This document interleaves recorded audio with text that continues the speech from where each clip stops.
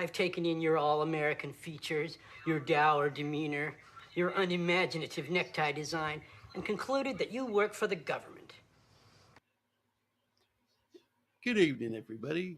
I hope everybody's having a good week and ready to join us for some X-Files. Welcoming back, Shieldwall. Hello. Hey, how's it going? Thanks for having me here. Get into some X-Files. These came out in both these episodes came out in October of 1995. Do you remember what you were doing in October of 1995? No.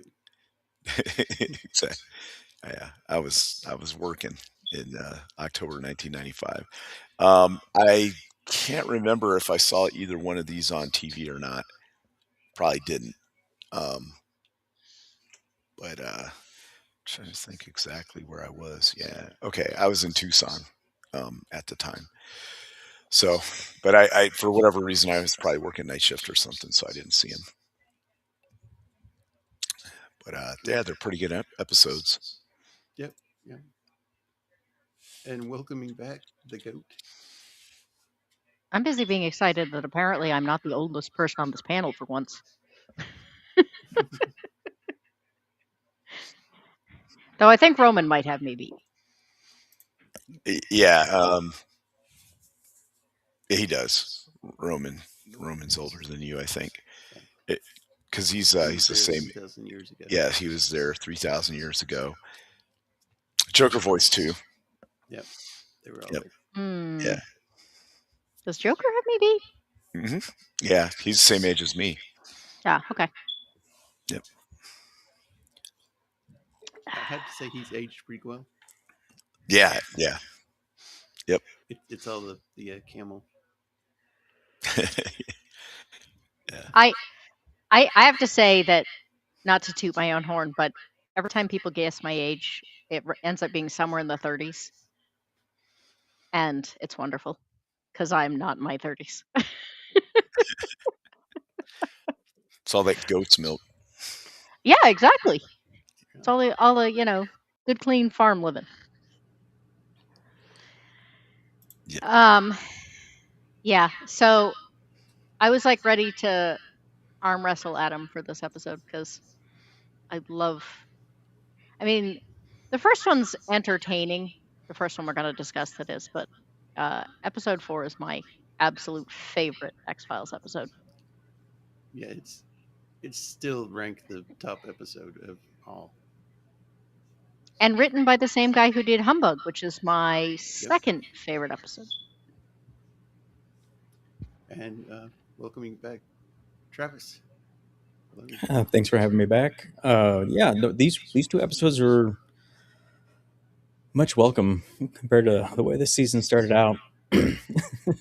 But no, I was shocked to see Jack Black and then Giovanni Ribisi was seeing him so young in this episode. It was entertaining, but the second episode that was so good. I was glued to the TV, so excited to talk about these. And I was in 5th grade when these came out, by the way. He does not have me beat. I'm only 41. I'm a baby. I'll be right back. All right, so now we tank Jacob's episode while he's missing, right? Mm-hmm. Now I might do that to Roman. I wouldn't do it to Jacob. Yeah. No, we know about the Echo. The Echo is on Jacob's side. So he's trying to fix that, I think. Yep. Yeah. And and then changing the battery in the smoke detector. It's gotta. Yeah, I think they're gonna need somebody to come help them with that. So. But yeah. All right, I'm back. Yep. Life goes on. You just tune it out. Yeah. All right. So first I looked up the trivia and found some interesting stuff. We'll go over real quick. So the episode D.P.O. It's well, it says in the episode it's Darren Peter Oswald, but it also stands for Directed Power Outage. Oh, okay. Yeah, the start of that episode with the arcade really brought me back to. Um, Yeah, I don't know if younger people today even know the etiquette of it. Like you got to put the quarters up there in a row, and you got to wait your turn. yeah, Nowadays, people would probably just steal the quarters. Yeah, but, true. but back then, that meant you knew somebody had like dibs on it next, right? right. Yeah. And considering that the entire place was empty, the fact that he went for, you know, the only one suggests that guy was just being a dick to start with. Oh, he was. He was. That guy was not being cool. But um, I would have thought there would have been more people than just that, unless it was closed already and they were just kept it open and let that guy in there somehow. But Well, I mean, it was 11 or 11:30, so probably even, you know, yeah, even right. teenagers are going to have got headed home a little bit by that time. But A lot of places still had curfews for if you were under like 17 or something. I Oh, I was trying to remember if I'd ever seen an arcade that had a jukebox with vinyl. Well, that had CDs in it, so it was like Did it? super. Yeah, I thought it no, was a. it was CDs. It was super it was state of the art. updated. Yeah, Yeah, that was like, and it was playing like the newest music too, because it was playing Filter, "Hey Man, Nice Shot," which had I think had just come out, and they played it a bunch because they had to pay for the rights. yeah. Um, Here, got some more trivia here. yeah, let's Sev- see. Several crew, including the director of the episode, make a cameo in the form of the yearbook page that Scully flips open. Uh, Yeah, so that released April 25, 1995. So they they must have shot this episode in August, maybe August or October, or I mean August or July, because um, it aired in October of the D.P.O. It was Friday, October 6th, 1995. So yeah, that must have just come out. They were probably already talking to before the song even came out. I bet. I was going to say, I wonder if sometimes you get songs that are sort of written like Lost did a lot for a while. They had Hmm. smaller artists that weren't like top 40, and they'd like end every episode with um and the Shield did something similar. Right. Smaller artists, they'd put up stuff that they were just releasing. The first time that I heard, the song they used for the intro for the Viking show, um, "If I Had a Heart," that song was actually used in the show Person of Interest. On one of the characters had to like murder somebody and bury him or whatever, and and to like get out of some other stuff they were in, and that song played for that, and that was a little bit before the Vikings show came out. So, and that of course made that song super popular. Um, yeah. We've got a little more yeah. trivia here, and then we'll get started with the episode. All right. Um, Here, Filter. The front man of Filter is Richard Patrick, whose older brother is Robert Patrick, who becomes a regular on X Files. Wait, Robert Patrick? Are you talking about the dude that was the T1 or T2000 or whatever in Terminator?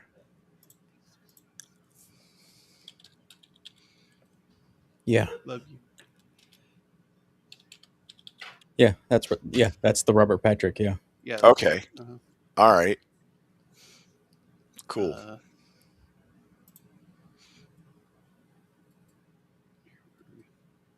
oh yeah, during the end credits. Chris Carter's usual on-screen end credit early appears or eerily appears in Dwayne's TV, as if Dwayne was caught the end of the X-Files episode. Yeah, I did notice that the ending was a little different. Yeah. Um, yeah. Yeah. Also, the song playing at the end, "Diarrhea" by the Oh Vandals. yeah, yeah. He was wearing a Vandals T-shirt Hmm. in the episode. That's all trivia there for that one. All right, let's jump into this.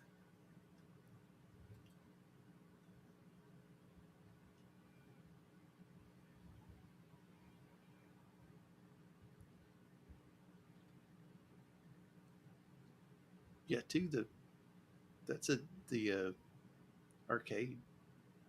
I don't think I've seen one in a long time. Oh well, yeah. I mean, well, who's going to pump quarters into an Right. arcade machine? Uh, I think the last time I've actually been to one was in Vegas, like, and it was more of a nostalgia kind of thing. They had air hockey and it's some newer ones where you sat in like chairs and put the money in, and it had like little gun, like a gun you could move around, and it was almost, on a big screen, and it was like Right. four people sitting next to each other. You had to Basically, video cooperate. games. Yeah, right. They did have they had the Terminator video game with the light gun, and they had a whole bunch of other ones which were really cool. Yeah, look at this. This is Tekken. But see, why would I go to the arcade other than for bragging rights when I could just get it on my PS1? Right. I suppose for the same reason some people still go to movie theaters, but Yeah. New Hampshire has a place called Fun Spot that apparently holds the record for the largest arcade in the world. Mm, There's Well, more trivia for you. yeah. And they actually still, I think they actually still do reasonable business. But again, it may be because it's, then people can Right. say they've gone to the largest arcade in the world. Exactly. I mean, I think arcades are still around. They're niche. I think there's one in near Dallas that's really big. But they all use like tokens. Like you got to get the tokens out of, because that was at that place. It was like Area 15, or I can't remember what it's called, but in Vegas, it was a giant like kind of entertainment complex. It had all kinds of stuff in there, and it had like I said, like a little arcade area that was downstairs and upstairs. So I guess it was bigger, but it had a bar in it and whatever. Um, but my favorite part of that was the air hockey, though. It's been a long time since I played it. This was a lot of fun. forgot to say hello to the chat.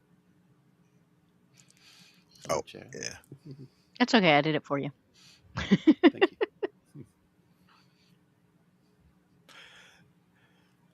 Oh, Nas is talking about the Star Wars arcade game where you could fly on the speeder on Endor. I remember the older one where it was you did the the Trench canyon run? run, yeah, the trench run, yeah. You had to, yep, and it had the whole thing. Use the Force, Luke. Yeah. Yeah, that was pretty cool. There's like there was a Top Gun one with the F-14 and all that kind of stuff. But yeah, look at that Rage. Remember that? He's playing Tekken. Yeah, they said this was a different game in the trivia. Don't remember what. Really? That's Tekken for sure. Yeah. Wait, unless it's not Street Fighter, I don't think. No. No, I'm pretty sure it's Tekken.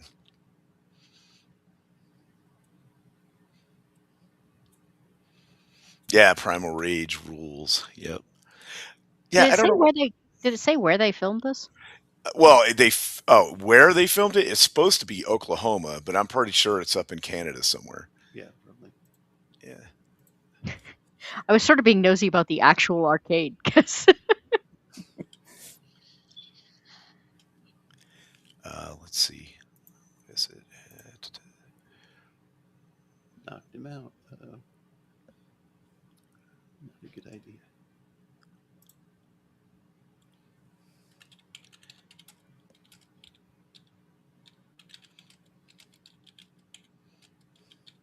Yeah, I originally remembered this being he actually struck them with lightning, but it's anything electrical. Yeah, to me it looked like he got microwaved. Yeah.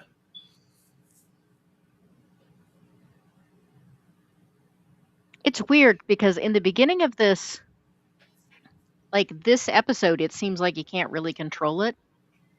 You know, like first he gets the car and then he gets the sign and then he gets his heart. Whereas he's like so pinpoint just a few days later. Yeah. Yeah. Then he almost implodes.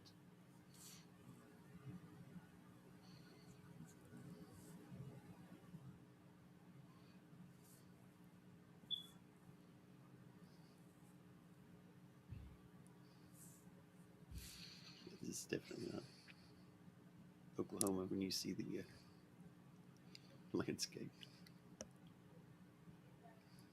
So yeah, this guy's heart was just black from being charred. Yeah, it was Albion, British Columbia is where they Okay. they also filmed Jennifer 8 there and Jumanji in 1995 at that farmhouse. Oh, really? Yeah. I thought the sheriff in this was kind of weird. Yeah. Yeah.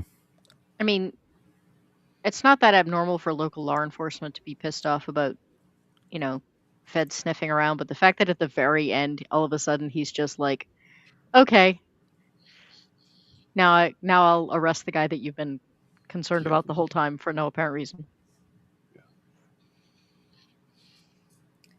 It gave me the impression that he knew more than he was letting on.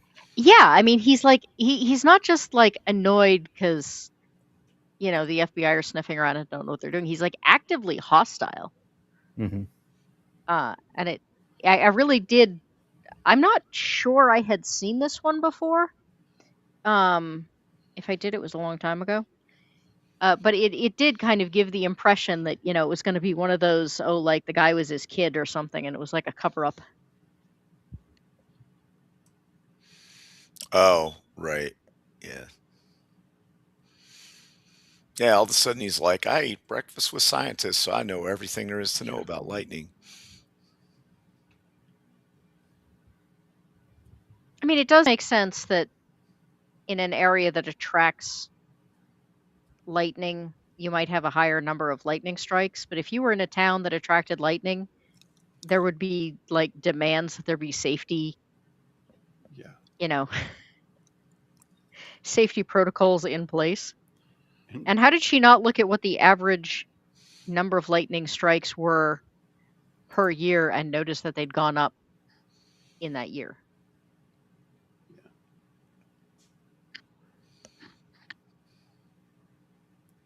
I thought maybe the actual lightning plant had something to do with it, and that was what he was covering up.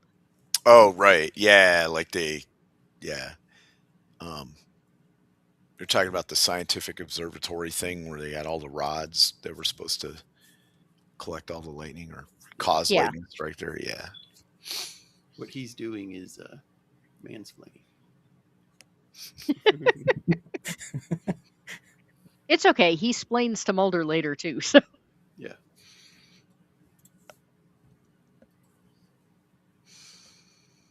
At this, when I saw Scully at this point, I thought she cut her hair. I was like, huh, okay. But no, that's not what happened.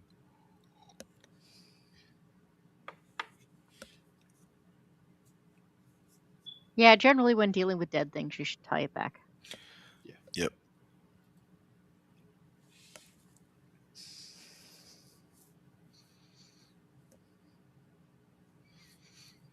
But I could see like why the cops would be like, look, man, it's lightning, right? There's no other, you haven't come up with any other explanation. Yeah. Well, his explanation seems to be there's more lightning here, therefore there's more lightning strikes, and we should just ignore it and move on. Look, the mountain ranges of Oklahoma. Oklahoma actually does have some mountains that are kind of, yeah, like that high, but they're not as green looking. No. Yeah. I've driven through Oklahoma a What kind of couple car is times. this? Oh, it's a pretty nice car. I didn't get a really good look at it though, but you know, Yeah, I've driven through mostly southern Oklahoma. So it's flat down there. yeah, it is.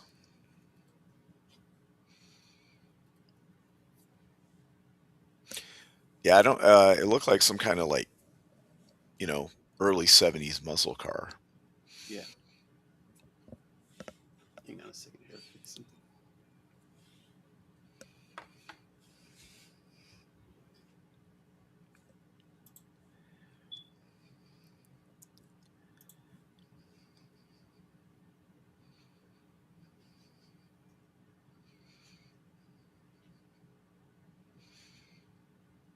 I can't really see it so well. There we go. It's definitely one of the a boat car. Yeah,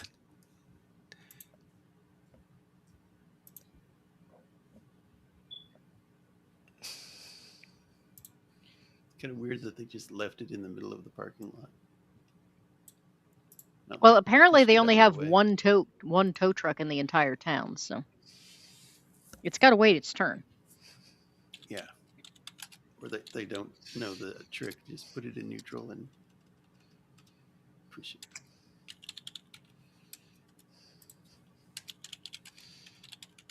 Yeah, there would be if it was a lightning strike, there'd be evidence of it, not just Would that an exploded light. so my car knowledge is terrible. Would that actually work if like everything they said all of the electronics were fried, which might not be as big a deal in a 1990s car as nowadays, but like my car would not our car and our truck would not shift into neutral if it if it had been struck by lightning. I don't know. You should still be able to get it into neutrals. You push it out of the way. On that, unless the somehow the lightning fused all the metal, like melted it or something, like the gears. That'd be the only reason it wouldn't because you don't need you know once you move it you shouldn't like an older car like that there you shouldn't need power to move it, you know what I mean, like once you Yeah, engage it, especially if it's not an automatic. yeah. I didn't think about it at the time, so I didn't think to look and see whether it was an automatic or not. this character that he plays here is basically the same character in the Jackal. Sorry, in the what? He plays it the same. His character in the Jackal is basically this guy. So it's It's Jack Black Jack Black, pretty playing much, Jack yeah. Black. Exactly.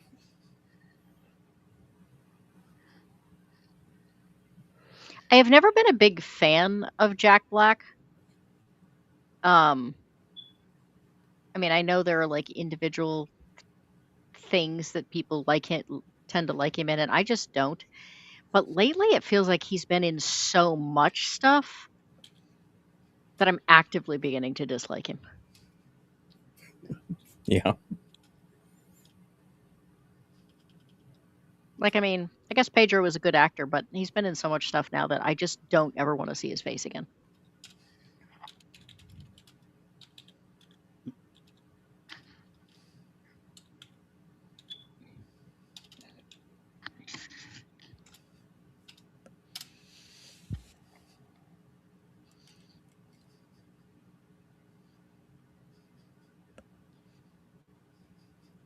Yeah, this was a good catch from Mulder, seeing the name on the arcade, the D.P.O. Oh, that's one of the people that got struck by lightning. Considering that Mulder is kind of a nerd, I really sort of expected there was going to be this exposition about, video games and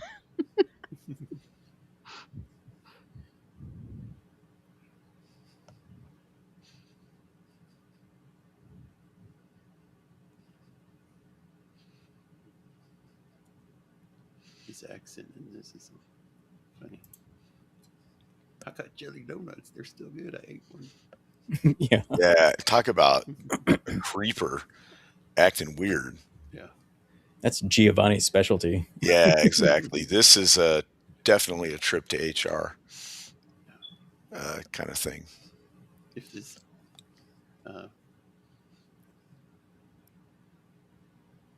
mechanic has that, I doubt it does.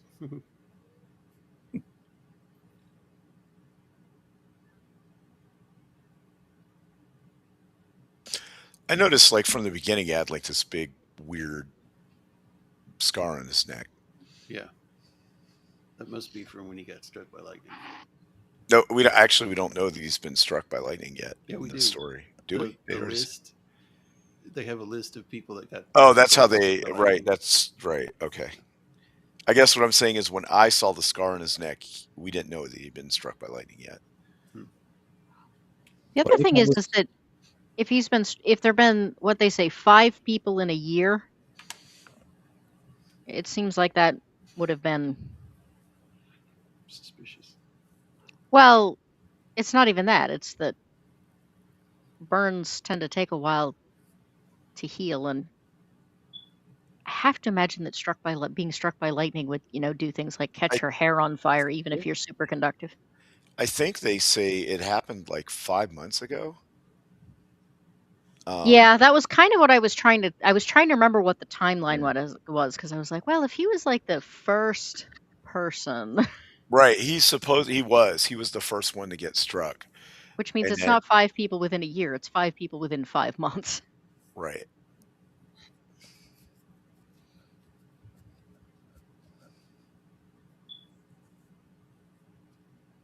Yeah, Mulder's phone starts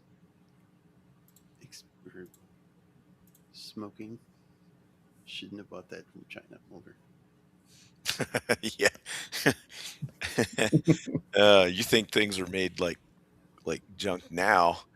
Back then, yeah, they were really, really junk. I would assume that would be an expensive phone. Yeah. Oh yeah. But yeah, I mean, now China's capable of actually making quality stuff when they want to. You know what I mean? But back then it was terrible. My grandmother used to buy us like knockoff toys and stuff from like the less than dollar store, and everything broke within like a week, no matter what it was. Yeah, this house right here was where this filming location was used for Jennifer 8 and Jumanji. This house? This house or the area, the land that it's on, like the farm or whatever.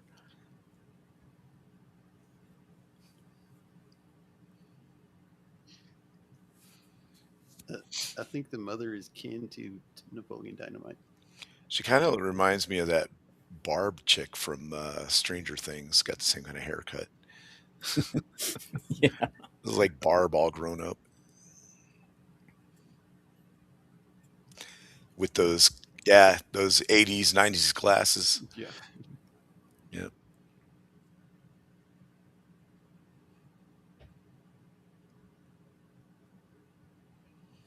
She's messing with the TV. Yeah, and here, this is another case where all of a sudden he's suddenly got this super fine-tuned ability to click through stations without. Yeah, they never really.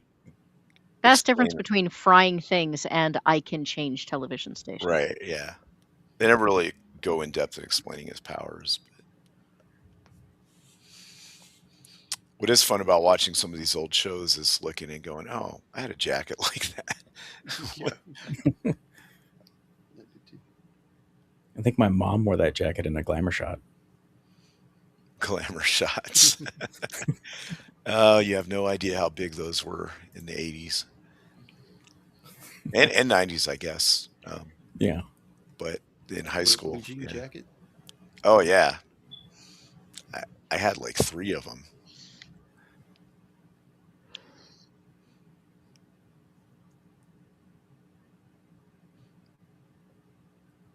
cows. I wanted to know what he had against cows. Well, if you think about it, he was a nobody, awkward, socially awkward. You know, nobody paid attention to him. Mom didn't really care about him that much. Um, was never going to get a girlfriend. And now he has all this power, right? Yeah. And Jack Black's your friend. Yeah. Yeah, but chicks don't like guys that, harm animals. Well, yeah.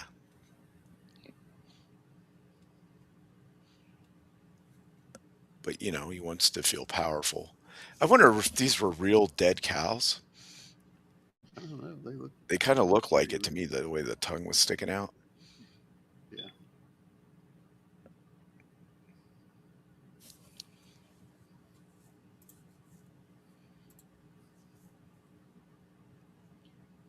Yeah, they find this place where I never really got, is it sandy soil here? I guess in Oklahoma it might be, but not. But anyway, they find a place where lightning turns sand into glass, and there's a footprint in it.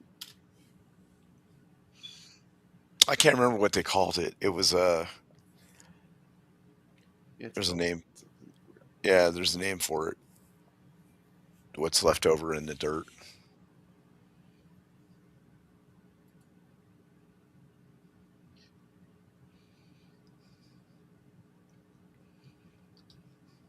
She was able to tell what size it was from just a little piece of it.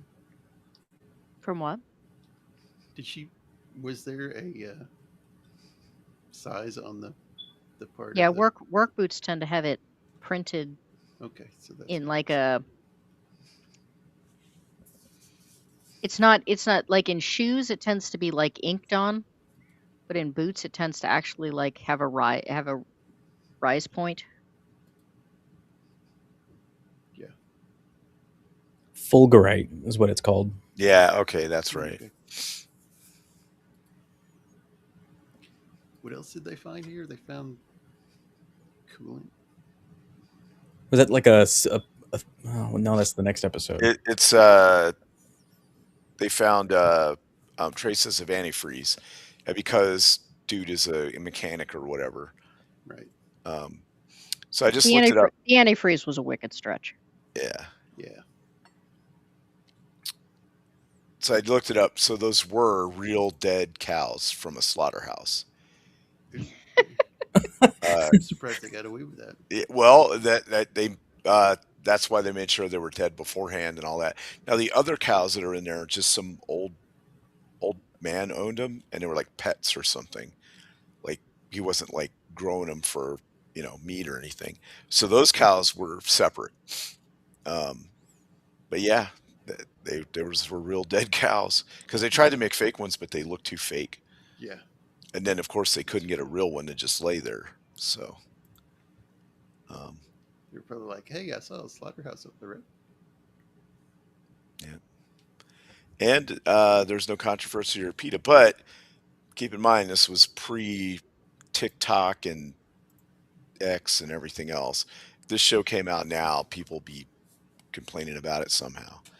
So Well, I don't know, because usually the thing says, no animals were harmed in the making of this. If they were already dead, then they weren't harmed in the making of it. right, but yeah, we all know that. But yeah, I guess the key is if you're You could have sure. completely fake cows, and PETA would still complain about it. Exactly, that's what I'm saying. So you just do what everyone else does. You ignore them. Yeah. Goat's right here. His ability is indiscriminate. It's not like he's slowly learning it and getting better, and it's here and there. He's changing the channel and then he's blowing a bunch of stuff up. It's not really consistent. And then he's causing car accidents. Yeah. Right.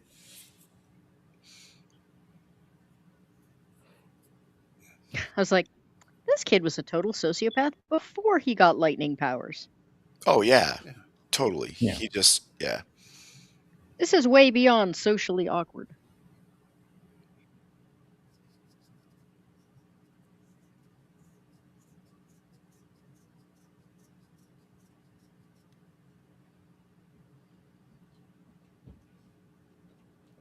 Like, I just made him crash. Yeah, he keeps changing the lights to try to get cars to crash, which doesn't make any sense because if you look at the road, you can obviously see for like a couple hundred feet, and there's no real traffic. It's like one and two cars in the middle of nowhere.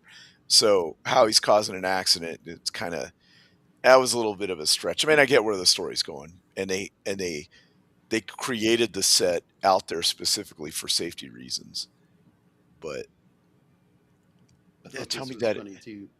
The mom just lets him into the house and said, "Oh yeah, here's my son's room." I think a lot of people would do that though, especially she probably doesn't really like her son. I wouldn't. Oh, look who's here.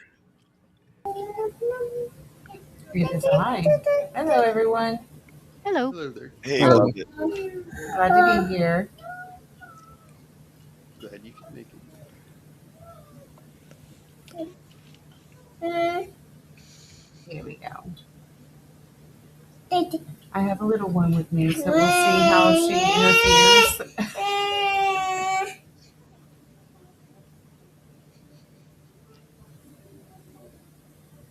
Is this what your room looked like in 1995, Lovett? It sure did.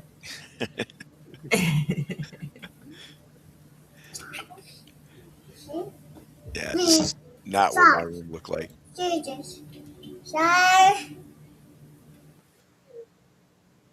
It's really dark. Yeah. Yeah. Also, I'd be careful around the area where they found that picture. Yeah. Yeah. Apparently, the actress was in Playboy in 1984, according to the trivia. Really? That's some real. Oh, look who's here, Roman. Roman. All you had to talk about was Playboy 1984, and that brought me in here. Yep. Young folk. Oof, he magically appears. Yeah, we were talking about the area being suspect around the picture around that guy's bed. Accepted. Or he- I don't even know what episode we're talking about right now. Oh, the goat here. The lovely Eclectic Goat. Wow. And Giggles and Bits and Lovett. Wow. I feel like I have wandered into an all-star bar right now. This is very exciting for me. Yeah, we're going over the season 3, episode 3, D.P.O. We haven't hit Clyde Barkman's. Nope, that's next. Not yet. That's the one. That's why I'm here, folks. That's why I am here. So talk amongst yourselves. Yeah, this is the one with Jack Black in it. Remember, Roman? I hate Jack Black so much. It's hard for me to actually emphasize how much I hate Jack Black. So just go on. Don't worry, he gets electrocuted in this. Yeah, I was going to say, he does die. Well, that's I don't remember this episode though. I remember the next episode a lot because I've watched the next one a lot. This one I haven't watched enough. And Scully's shoulders really do look nice, as well as her hair. And Mulder's tie is not horribly offensive. That's as much as I have to offer right now. I think it's starting to get out of that phase of ugly ties. Is this the picture where you said the people from the production Yeah, crew were in the I don't know which. the Egan Stevens Asian guy? lady. I can definitely see that. Yeah, he's got like the 80s hairdo there. Hey, I know what a good idea would be. How about we put the production staff in the stills? That's a great idea. Why don't we do that? Thank you, Chris Carter. It probably saved on the budget a bunch. What was really weird is also Giovanni's character, what's his name, Darren or whatever. He constantly calls her. He has a crush on the lady, but he calls her Mrs. Kvyat, even after he like wants to off the husband and run away with her. But Mrs. Kvyat. I assume because she's the teacher, and that was, the point where you can't actually imagine your teachers really having much of a life. Yeah. When you But- get surprised when you see them in the grocery store. Yeah. Because they shouldn't be there. Teachers exist outside the classroom? No way. I mean, he seems to be old enough he should be out of that stage, but his maturity level is so low that Well, let's see. It's 1995. He must be at least 21, unless they're illegally drinking that beer, which wouldn't be a shocker. he's murdering people. I'm pretty sure underage drinking is not a problem. Yeah. Yeah, now he's controlling people's hearts or some way. I don't know how this works. Yeah, now instead of like sending the guy into a seizure while he cooks his heart, he just, gives a little tap. Right.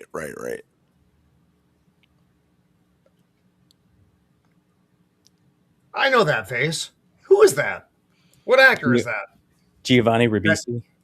Yeah, I don't. Yeah, his dim-witted, lifeless look. I know who that actor is. He was in Ted. He was in Avatar as well. The Other Sister. That's the one I was like, yeah, that's the kid from The Other Sister. Yeah, he's been in a bunch of stuff. Yeah. If I'm a cop looking for suspects, these two right here would stand out immediately. Yes, I agree with that 100%. Vandals were a great band. Had that one song. Yeah, they end and the then show there's- with it. Yep. Then there's Jack Black, just looking like Jack Black with about 100 pounds less of Jack Black. Yeah, he's a lot younger there. Yeah, he's 26 in this. We were all 26 once, Shieldwall. Yep. Yeah. But I'm only 12 days older than him. So I was 26 when this came out. You're just a baby. Nice shot of the sheriff's butt there in that last scene. The plaid hats. Oh my God, plaid hats. They were actually a thing back in the early 90s. I guess it's not plaid. I'm not sure. It looks like plaid though. It's an oddly patterned hat. Yeah. Now that you've got me looking more closely at it, considering this was the 90s and he works as a mechanic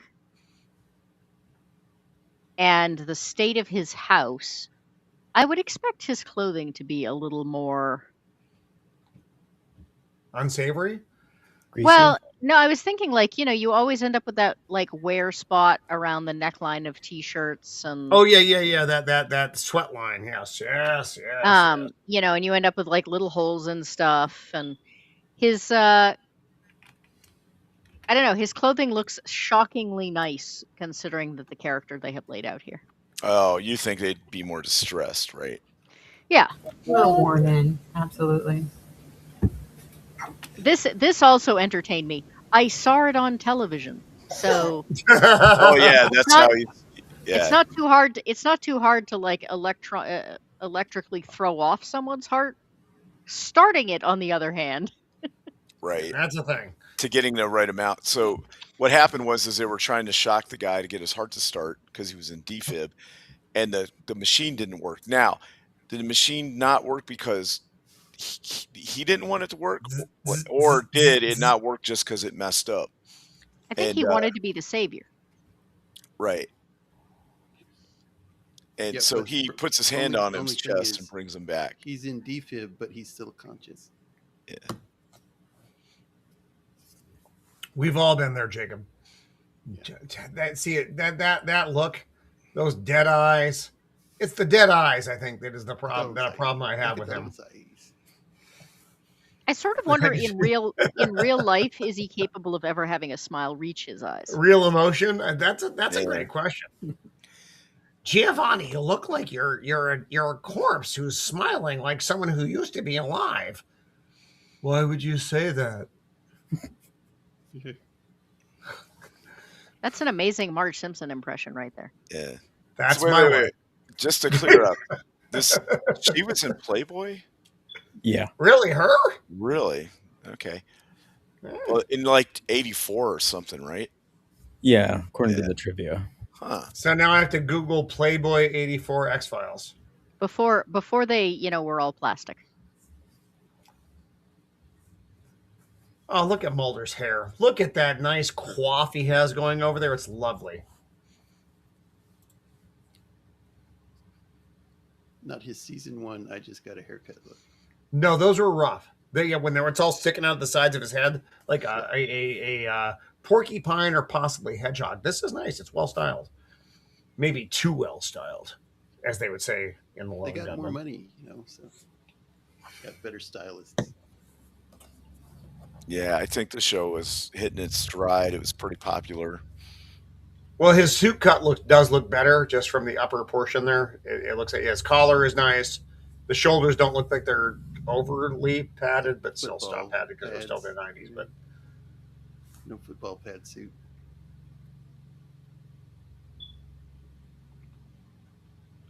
Oh, the lovely Scully. Well, her shoulder pads are still there. Scully looks nicer. She's thin. She's got cheekbones at this point. Well, yeah, she had her kid, and now she's back in shape. Yeah, she looks really good. This was after her. Pregnancy? After her pregnancy. Yeah. Okay.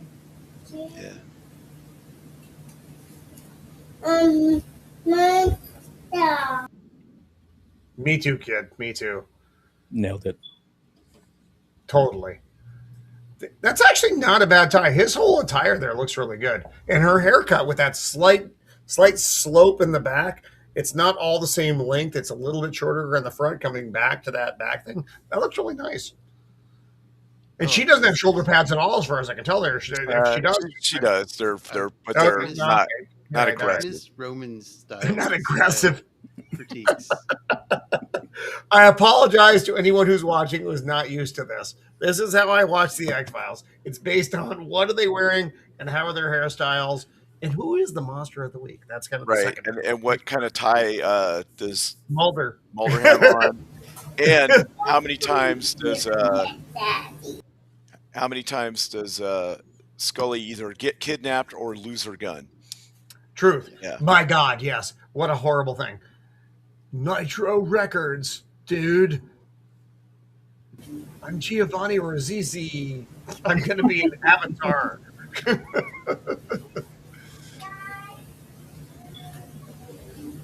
What are you saying to me? I don't believe what you're saying to me. Let's go up these stairs.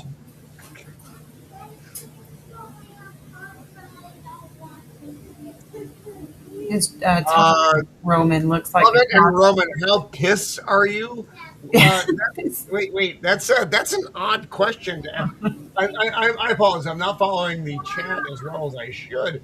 But was that subtle? Was that subtle deviancy? Because that seems a bit much subtle. Just in case.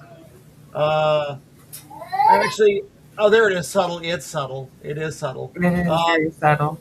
I can't speak for Lovett. I myself am 5 beers, 1 margarita, 1 scotch deep, which may seem excessive to regular people, but I am retired Navy. Adam Gray, nice to see you out there. Love Adam. She's an attractive woman. I can't.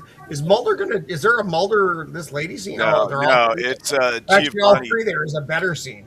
Yeah, Giovanni, his character, she was his teacher in high school. So he has a crush on her, and now he's my. I think it's more than a crush, more like an obsession. Yeah, right, an obsession. He's hot for teacher. Oh dear. And he's trying to kill her husband, who's his boss, so that he can run away with her. Because that always works, in case you're ever curious about that. I know.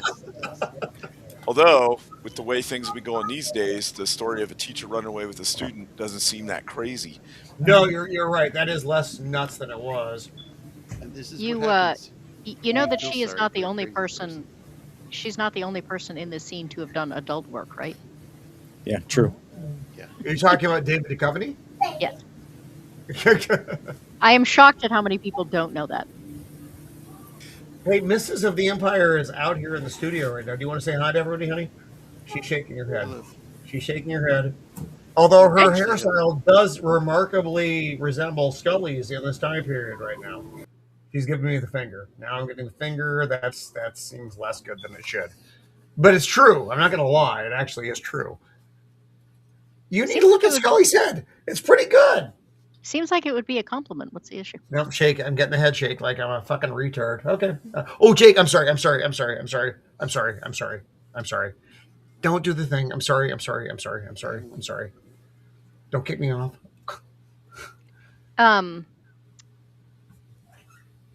Shoot, now I've lost track. Oh, has she ever said hi? Has she ever said hi to the audience? Because that's like the third time. Scully or Mrs. of the Empire? Mrs. of the Empire. Either of them. They're both. They're basically the same, and the answer is still no. Not in the real world. No.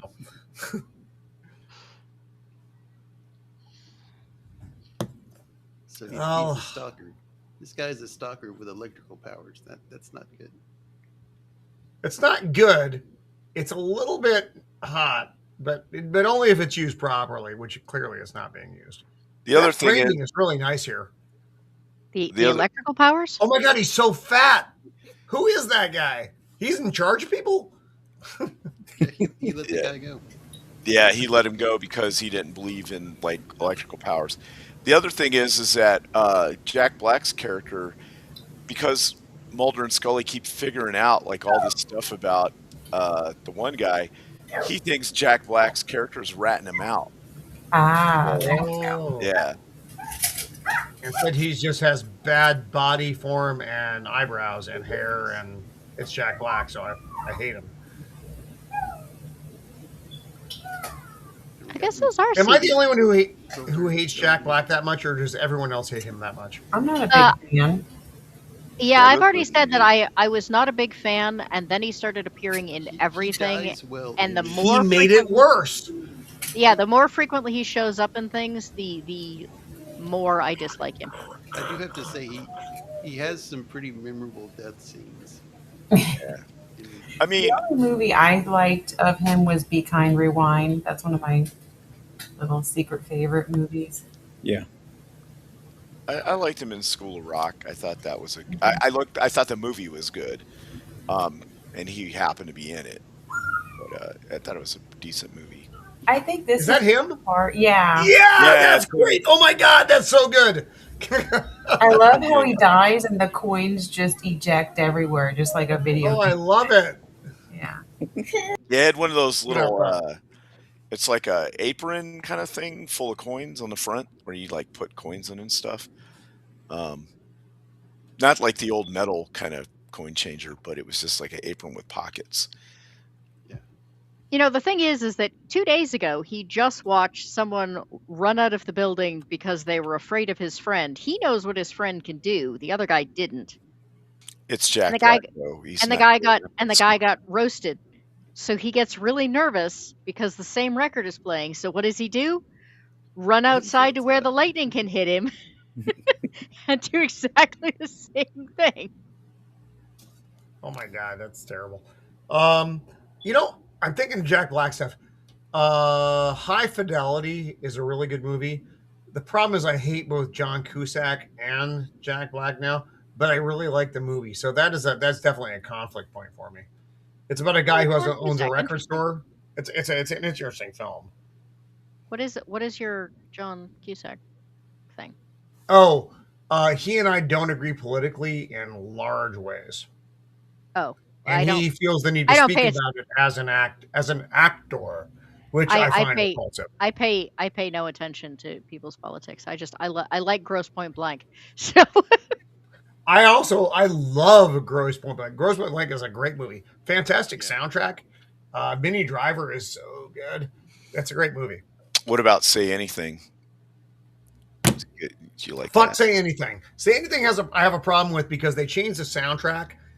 It was supposed to be the Smithereens "Girl Like You" as the theme song, and then they changed it to that shitty Peter Gabriel song, which no one likes, because the Smithereen song they thought gave too much of the plot away. It was a silly decision, and it for me it ruined the movie. And frankly, I didn't even know that. I just I know like way the too scene much. where they're all sitting around behind the store and they're like, "Well, you guys got girlfriends, right? Why aren't you out here on a Saturday night?" They're like, "By choice, man, just by choice." Shield, Like- that's why I can't do higher math, though, is because I have things like that in my head. and like my girlfriend in Canada. Oh yeah, my girlfriend in Canada. Oh, that goes without saying. Yeah, the girlfriend in Canada.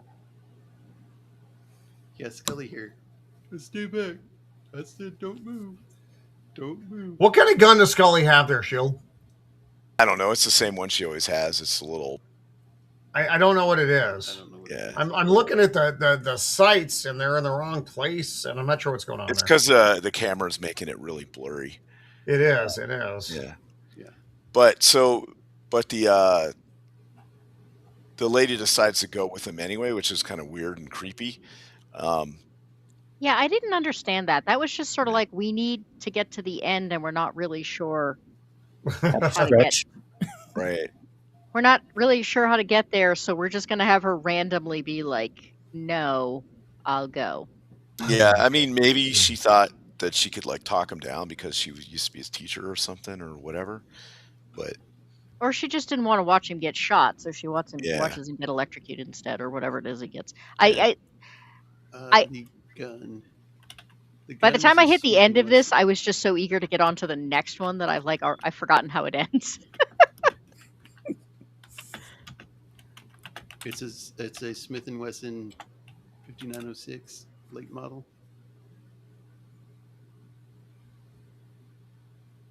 Okay.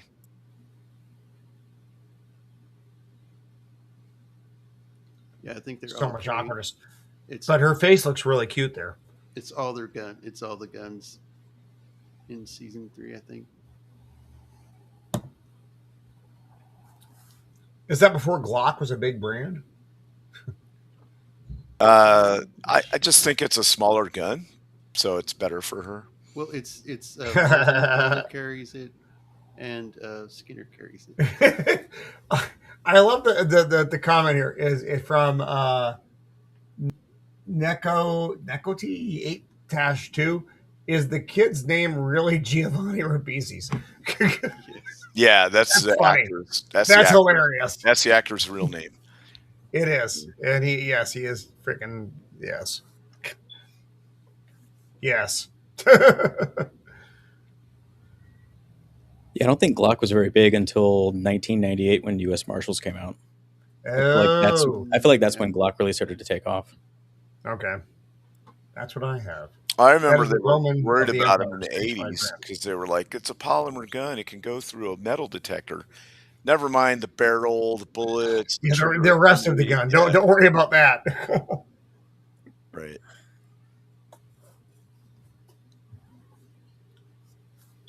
It's like, where do you want to go first? He's like, How we can about go this anywhere. Avatar to Pandora. Yeah. So He's like, this is the thing, is that if he is out of school and, you know, like working adult, I guess. Okay, I guess that scar actually is reasonable for him having gotten hit 5 months before. Is that a lightning strike? What is that? What is yeah, that? that's what Yeah. that's how he got his powers. He got struck by lightning. Oh, And it okay. changed his physiology because they did a test on him to see if like he had these powers, and they thought he was going to have like a really messed up blood chemistry, like he did when he first got struck by lightning. They went in and checked his stuff, and he had no electrolytes at all. Oh, wow. But now he like can control them and stuff, you know. So He needs that drink from Idiocracy. from Idiocracy, yeah, it was a Brontus power or whatever. He needs a Gatorade, man. That's Yeah. all he needs. Rondo, yeah. Yeah, Brondo. It's like he's got electrolytes. He was super dehydrated when he got struck. by Well, lightning. we've all been there. But yeah, so this is another thing, like, and then all of a sudden she just randomly turns and runs away. So So she- can he bring lightning? Yeah, he can control Can he lightning. call lightning? Yeah, Okay. but Sorry, he, I missed this episode. he like freaks out a bunch, and like so he draws too much to himself. I don't know if he, Oh, yeah, and winds up like really frying his brain. He can draw lightning, but he can also, you know, change television stations and stop your heart. and restart your heart. Right. And Yeah. But he does not die. They just throw him in a room after this, and he just sits in there watching TV and stuff, flipping channels with his brain. yeah, the whole thing is just kind of a little weird. It's a lot weird. I mean, the guy gets struck by lightning multiple times, enough to like conduct electricity through the ground and kill cows. But then he gets upset and offs himself accidentally, as if he's never been upset in this episode before.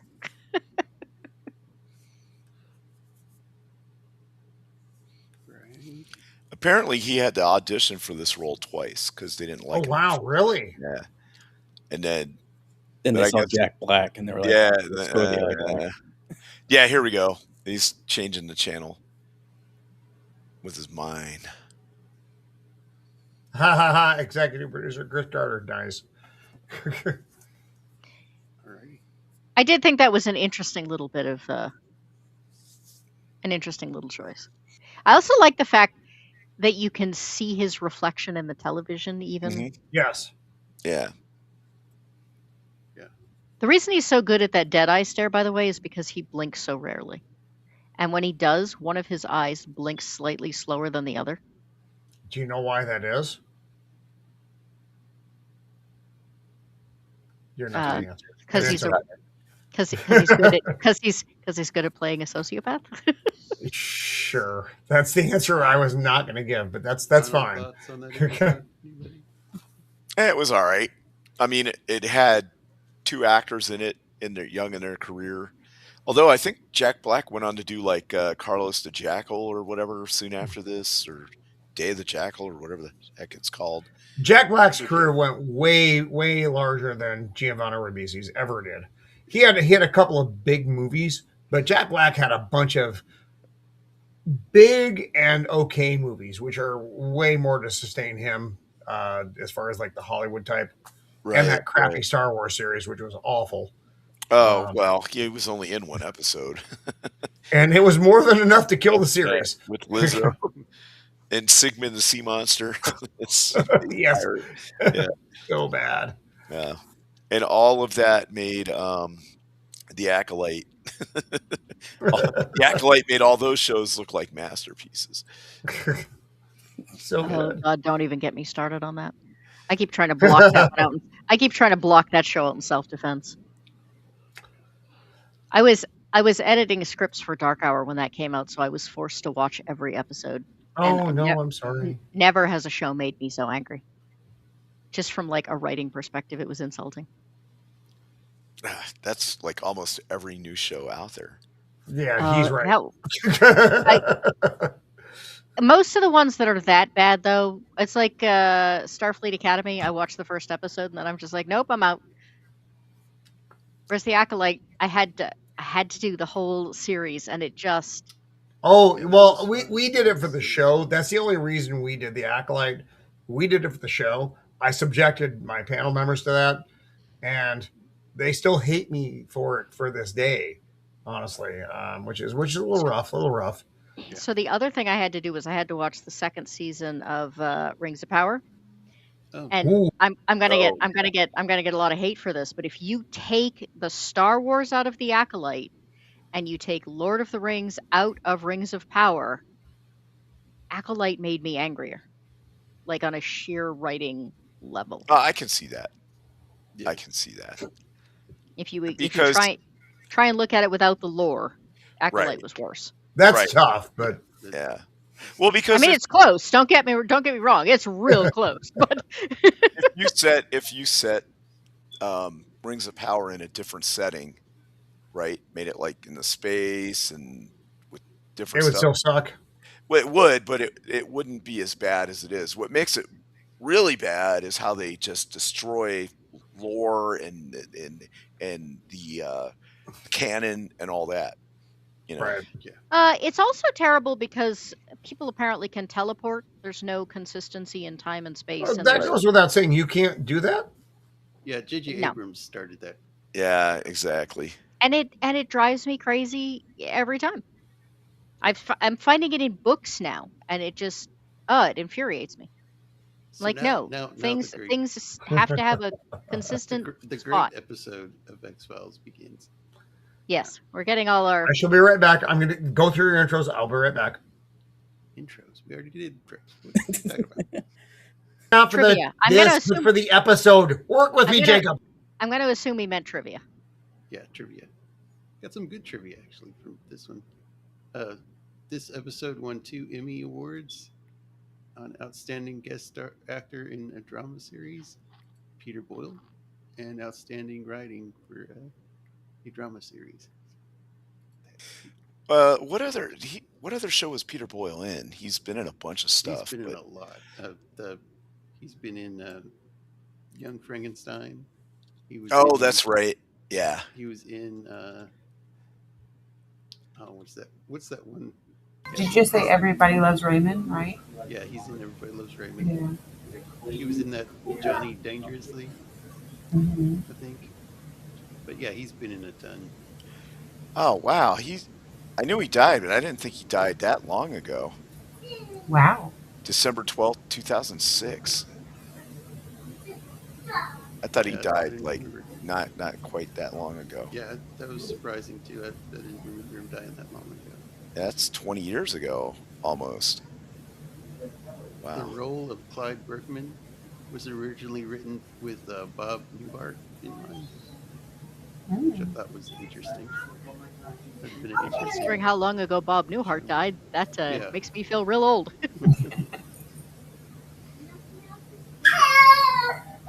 Yeah.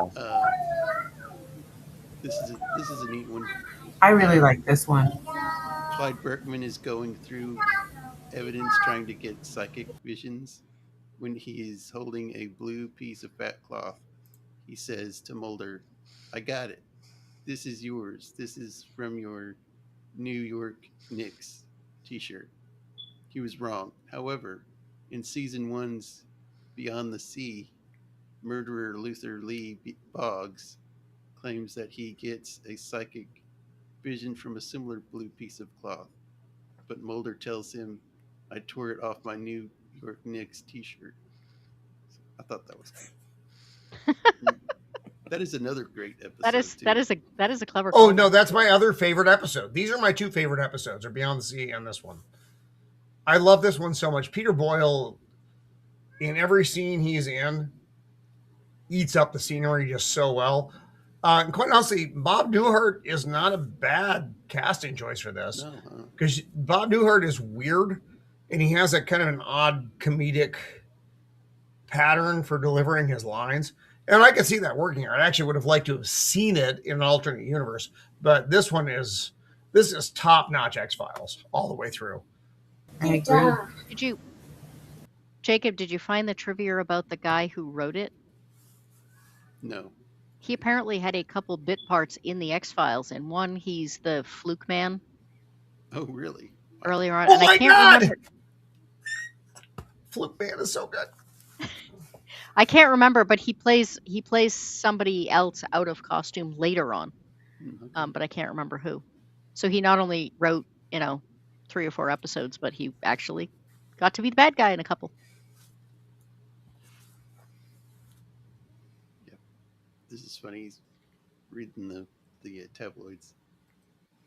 Buddy Holly will return and go on tour with his band. It's funny. The best thing about his performance in this is his deadpan delivery of all the lines. Yeah, he's not trying to be funny. He's just delivering the lines in a very straightforward fashion, and it comes across very well.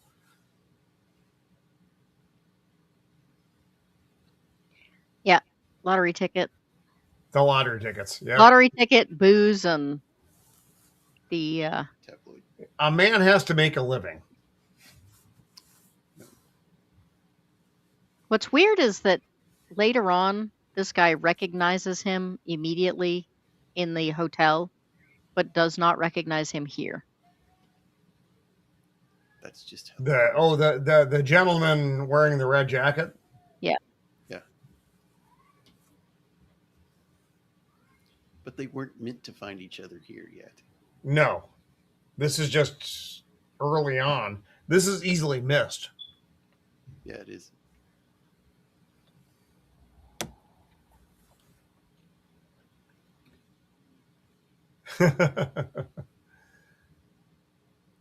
This guy is really good in it too. Yeah. He also has a great deadpan, no blinking stare. He does Yeah. creepy very well. Yes.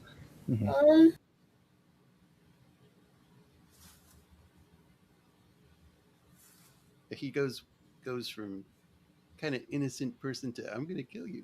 Oh, okay. Even then, he's sort of like nonchalant about it. He's like, All right. "You're a psychic. You should have seen this coming." Mhm. I love how the palm reader's like got this like gypsy accent to start, and then drops it when he starts squeezing her hand. Yeah.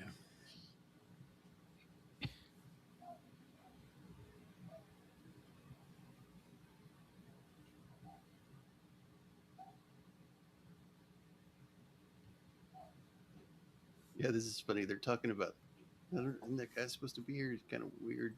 He's kind of a weirdo. He's You a think weirdo. You think they're talking about Mulder, but it's like, who are you? FBI.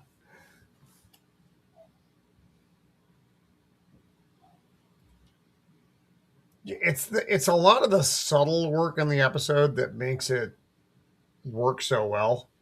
Oh Yeah. yeah. It's all just pulled back a little bit. It's pulled back just enough so that it makes it when it happens, it's like, oh, and that was really good. And all the performances in it are very good. Gillian Anderson and Peter Boyle actually have a very good on-screen chemistry together. It's just and that's the stuff that's that little bit of lightning in a bottle that you hope for when you're making these one episode bits of series. I do have to say that if I have one complaint about this movie, I did not understand what the purpose was of the psychic the police bring in. He doesn't. I think it's the throw off. That's the only thing I can guess what they were going for. It doesn't really add anything to the story, though. I mean, if he was like a potential future victim, or like then it would have made sense. But he just sort of like bookends the episode for no apparent reason, except maybe that it's kind of funny. Well, the buffoonery of him not being a real psychic, when the actual psychic takes no credit for anything. But is he truly not a psychic? Because he did call out the sex on the carpet in the same area as Boyle's character. And the water they were going to find. Right. He some of the stuff that he does say kind of lines up with what. Is that more coincidental or is that psychic though? I mean, I could call it. But see, that's what it leaves the watcher. And look at Mulder's hair. That's what it leaves the watcher at the end. Is you're like, is the Yanni guy really a psychic or not? Or is he just a scammer? I mean, they do point out that a lot of his stuff is, somewhat vague, and he does say that the guy can't perform, whereas we find out later that in fact apparently he performed very well. And his hairpiece is remarkable in this scene. Absolutely.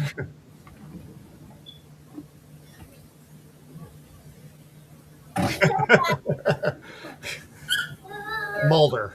Like Mulder's the unbeliever. But see, it's actually Scully though Yeah. that he had to pick on Mulder.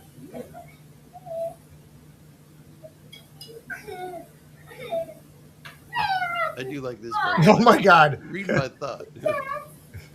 His facial expressions and his eyebrows were.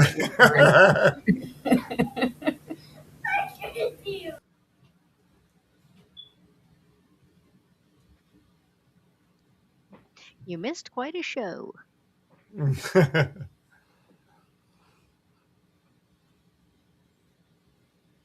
Yes, you too.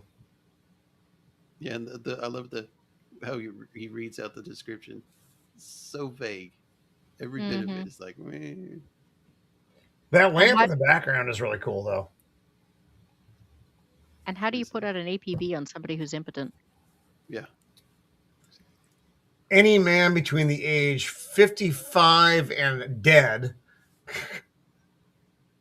Wearing a tattoo, but not. Except he's between like 17 and 34 or something. Oh, that's true. He's actually much younger. It was a huge age range, and it was he has maybe a beard or not. Yeah, or he may have a tattoo and the tattoo has a beard. And what is his job? Is he a tax guy or a real estate guy? No, he's a life insurance dude. He sells insurance. Life insurance. He's you like, can see how that hey, falls I into can the get same you thing. 200,000 for however much, and then he's like, "But I want to buy a boat." And he's like, "What are you going to do with the boat?" It's a really nice boat. It's a really nice boat. And he's like, "But in 2 years, you're going to be driving home, and a drunk driver's going to hit you, and you're going to come out and skid 70 feet across the pavement because you didn't have your seatbelt on and die. Don't you want to protect your family?" And this dude's like, "What?" He's like, no, he's like using his powers for good. He goes into a trance and he does this entire like really visual scene, and then he kind of comes back to himself. And the guy's like, "Man, you need to work on your clothes." on your clothes, yeah. Okie dokie. Now Cody said, "I never got why Boyle's character never tried to warn the smoking guy." When we get that far, there actually is an answer to that, but I don't want to jump ahead. So, yeah, see, he kind of like does this thing where he tips his head back and his eyes get. Oh yeah. It's a helicopter flying over me because of this episode right now. Are they black helicopters? I don't want to racially profile them. I'm just stating they're helicopters. I'm pretty sure the X-Files always had them be black helicopters. Come on, that was funny. No one got that, really? No, we just ignored it. You guys got to work with me on this stuff. Otherwise, I will not come back. I literally have heard almost that exact same joke 3 times on other streams today. You're like Peter Boyle a little bit here. Yeah, I don't quite get this. He opens his refrigerator, and there's a head in there, and it's a head of cabbage, but it's a actual dead person's head. Well, he has moments where he sees like visions of dead, like the doll. Later on, he goes in, he picks up the doll, and he sees the doll. Yeah, and he gets the flash. It's an association with a thing. That dog is so cute. I feel bad for the dog at the end of the episode. But he's like, "Get away from me, you little monster!" Because because he's seen it. Yeah, he's seen the dog eating his neighbor.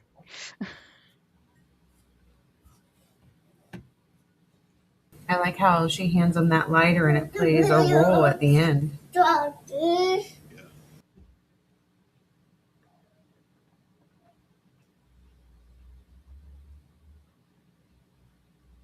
Because he knows she's going to die from a medical issue, but doesn't call 911 or anything either. Mm-hmm.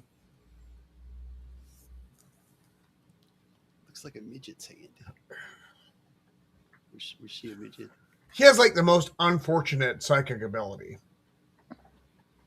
Yeah. Well, I was thinking about that while I was watching this. Do you remember the movie Kroll? I do. And it had the Cyclops dude where they gave up one of their eyes to see the future, but the only thing they could see was their own death. Yeah. Right? So imagine if you had that knowledge. Well, then if you knew exactly how and when you were going to die, you could run around and literally do anything because you knew when you were going to die and how you were going to die. Anything else but that, right? Up until that point. So I could jump out of an airplane with no parachute on. I could see that's what I think. It's a false future, though. It is the most probable future, but it is not the only future. There's no way you can predict that kind of thing. You can't. It's impossible. Well, but he obviously sees when people are going to die, and I think he knows when his own death is going to be. But I'm Well, just he does, saying, but he doesn't see what leads up to it though. right? He only sees kind of the end product, and he's like, F my life. Well, yeah, he But- sees how the aftermath of it, but he doesn't see what happened. The who and the what. led up to it. Yeah.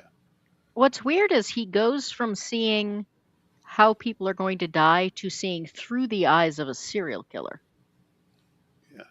And that is You a guys little don't bit do of that? that is a I'm little bit of sorry. a glitch in the plot, in that, it's sort of like the last episode. It's an inconsistency in what his abilities actually are. There is some really good dialogue in here too, where the guy's like, the serial killer keeps going to the fortune tellers and is like, "Tell me why I'm doing this." Right? That's his big thing. Why I need you to tell me why I'm doing this to see if you're like a real psychic or not. And he keeps saying I'm not in control and all this kind of stuff. But there's a point later on where he asks him, "Why do I do this?" And he goes, "Because you want to," or something like that. He says, "Because you're a homicidal maniac," and the guy Right. gets a big grin on his face and says, "Oh, that makes so much sense." Right. Like, right. he really honestly does not Yes. realize that until Clyde Bruckman tells him that. No, that's like the last line between them. He's like, "Oh, that makes so much sense." And it's like, oh, got it. But he tells the psychics, "You should have known this was coming." He doesn't seem to think that they should know why he's doing it.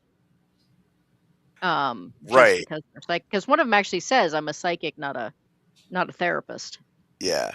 But that's also, he's like, well, if you were a real psychic, you would have seen I'm about to You kill would have you. seen this coming. Yeah, Yeah. exactly. Yep. That's a great shot. It is. The framing is really good. The framing is a lot of episodes. His facial expressions are like just total acceptance. He's like, I'm here. Mhm. I've accepted. But that's actually, so that is the answer to the question earlier. When they're talking to him and convincing him to come down here, he says that he believes he can't change anything, that there's no point in trying to change people's deaths, that the future is already set. He wouldn't be able to see it if it didn't already exist. And that's when Mulder was like, so everything's already preordained? And he's like, yeah, pretty much. Right. So that's why Yeah. he doesn't do anything about the smoking guy getting killed, because he believes he can't. Because it would alter, he thinks, the future and the past. Yeah.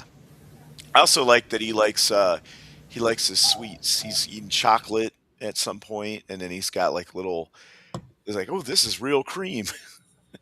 When he's eating the cream puff thing. Yeah.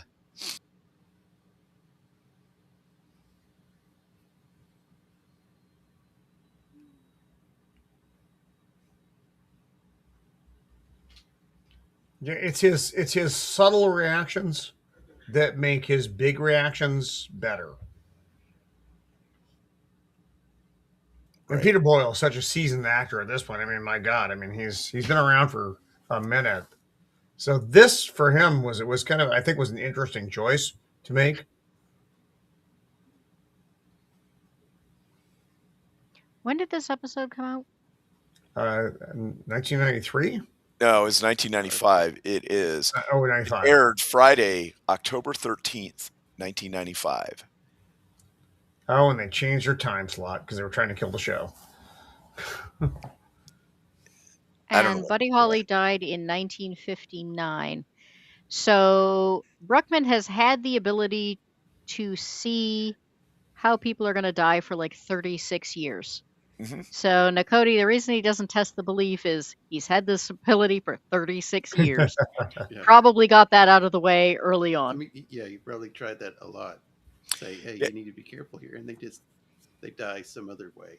He has some really good dialogue about how the Big Bopper and Buddy Holly died, and it was a flip of the coin to see who would get on the plane. And he's like, how many different things had to happen in different people's lives for it to Yes. come down to just a coin flip to determine who lives or dies? And I was like, oh, that's pretty profound, I guess. And that's when he said he started really thinking about it, and it like developed his power to see people's death somehow or another. Based on that coin flip. Right, based on the idea of that coin flip. He just kept thinking about it all the time, and it gave him this power somehow. Does anybody know without looking who he lost the seat to? Big Bopper. Yeah, this is one of the. I don't think it was This is one necessary. of I think, yeah, I mean, This Go is ahead, one of go. my favorite bits of trivia. I think Eddie Valance or whatever Nope. Took a seat, didn't he? Waylon Jennings. Oh, Waylon Jennings. Okay. He lost the seat to Waylon Jennings, so Waylon Jennings should have been on the plane instead of the Big Bopper. Right. Got it. I've driven through Waylon Jennings' hometown a number of times. It's called Littlefield, Texas. There's big signs out there. The reason I find it interesting is when you consider the music that like everyone else there was playing versus Waylon Jennings' music. Yeah. Yes. Very different music. He just seems like a very unlikely person to have been there, period. I like this part. He's like, well, he was the classic country element of that stuff that Buddy Holly was a bit of a remnant of. So that's why you would have a guy like Waylon Jennings there. So you have your anchor to the old stuff, and then you have your newer stuff like Buddy Holly, like Big Bopper, like La Bamba. Yep. That was Richie Valens. Richie Valens, thank you. He's like, you'll find the body of a woman next to the little fat Nazi stormtrooper. That's funny. Their faces, though. Because they don't react to that. Yeah. But then they do it, and they're like, oh my God, it's true. And there it is. Yeah. It's like, Scully, doesn't that look like a small, fat Nazi stormtrooper? And she's like, well, yes, but we look for meaning and things that we want to believe in. And if it hadn't been that, it would have been something else. Yeah, if you're not watching, you do miss a lot of things. Because in the crowd here, you see the killer. Yeah. He's in a couple of them. Yeah. Yes. The last one. Yeah, there's This is during the time where people were not on their cell phones while watching television. So. No, you're sitting there, fixating over your own self horrors. That's a joke, folks. It's not. Yeah, you can't find dialogue like this in current day shows. It has backstory, but there's also that quirky, funny, humorous parts of it. Yes.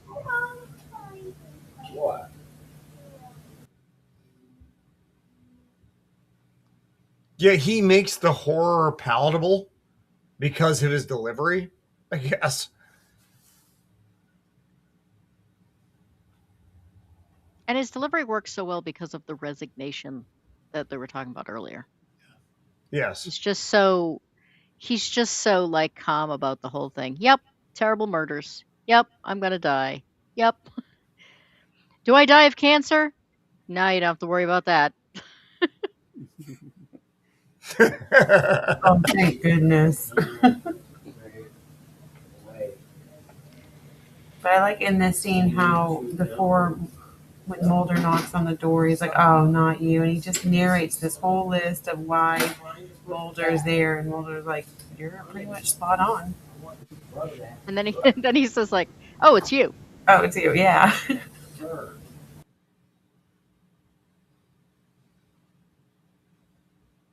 Yeah, the window is closing, and he's every episode he's having between Mulder and Scully is making that window smaller.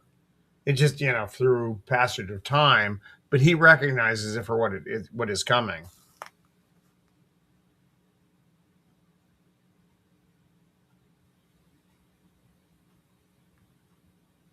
Well, considering he's seen Scully at his death, Yes. the minute he laid I see us eyes in on bed her, together. the minute he lays eyes on her, he must have thought like, "Oh, well, we're getting close now." It's So coming. no wonder he's so resigned through the whole thing. Yeah. I would still, if it were me, which it is not clearly, I would try to change this every way I could. I don't know how, but I would. Well, I wouldn't just accept it as it is. And I know everything that he knows. That I see their deaths, I see how it's coming, and it happens. If it's my own death, it's like fuck that. I'm going to try to do. I'm going to I wonder if Vermont for it's the weekend. but what is it? Final Destination. They were supposed to die here, but they didn't, and then they just die some other weird way. Right. All right. well, and the thing is that he not only accepts his own death, he causes it. He does. Well, because he waits. No, he self-exterminates. The bag. That. Yeah. That's and right. he takes a bunch of pills. They find a pill bottle. He self-exterminates. Do you think that a grief plays a part in it because he's allowed all of these people around him to die and not change anything, or is it that he had seen it? I think that he feels helpless to not be able to stop it, Yeah. and he doesn't want to keep going through that anymore. Well, and it was probably bad enough to know how people were going to die, but now if he's seeing through the eyes of serial killers as they do it, Right. and Yep. he can't block those visions out. He can't stop them. Right. That's a tough change. Yeah. And he said that his abilities developed over time. So, man, I gotta say, if I had to sit there and watch myself in someone else's body offing people on the regular, that would be kind of terrible. And then so that when he told Scully, she was like, "This dude kind of a creeper." He's like, "We'll be in bed together and we holding hands and with a tear running down my cheek." Yeah. And he does apologize. He says, "I'm sorry, I didn't mean to make you uncomfortable or upset you. But I see it clearly that you are holding my hand and your face is full of so much compassion, and I am so grateful." Right. He's like, I tell how it is. Yeah, and she was kind of like, "Wait a second, where's this going?" Yeah, she's like, there are misses, and then there are misses.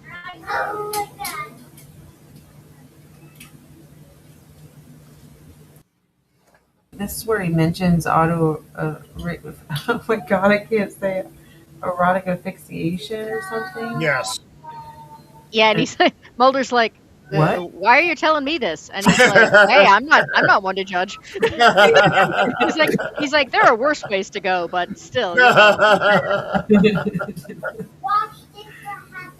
And the fact that Mulder never seems to clue in, he's like, what?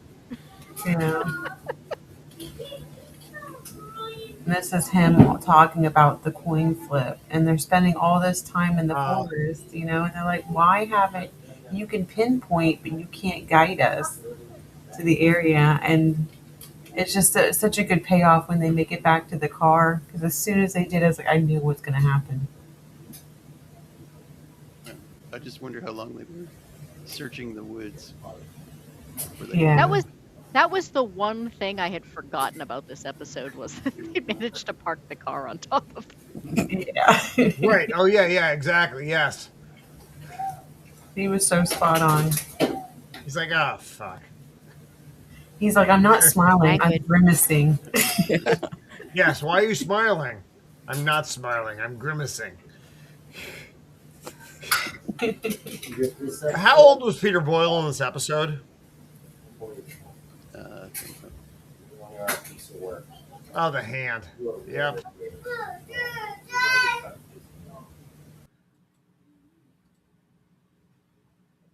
Because the scary thing is, I imagine he's not much younger than I am now.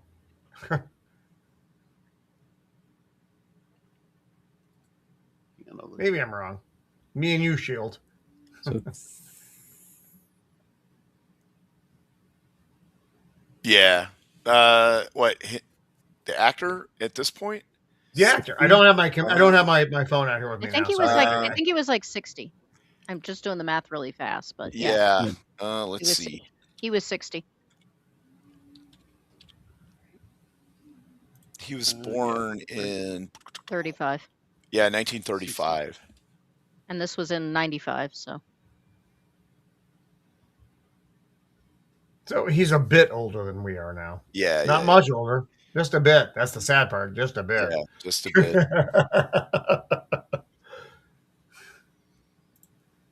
I wonder what Roman's face would look like on Peter Boyle. Don't do it, Jacob. Do not do that shit. Don't do it. Yeah. Or Because I know what you're going to do, because it's going to fit. And I'm going to hate you for it. I love you. What would Peter Boyle's face look like on Roman? If you keep using 4-letter words, it's going to be the nicest thing he does to you. Oh, no, I didn't do it again, did I? Twice. Oh, I'm sorry. That's it. No, I'm kidding. You know, I can't help it. It's not my fault.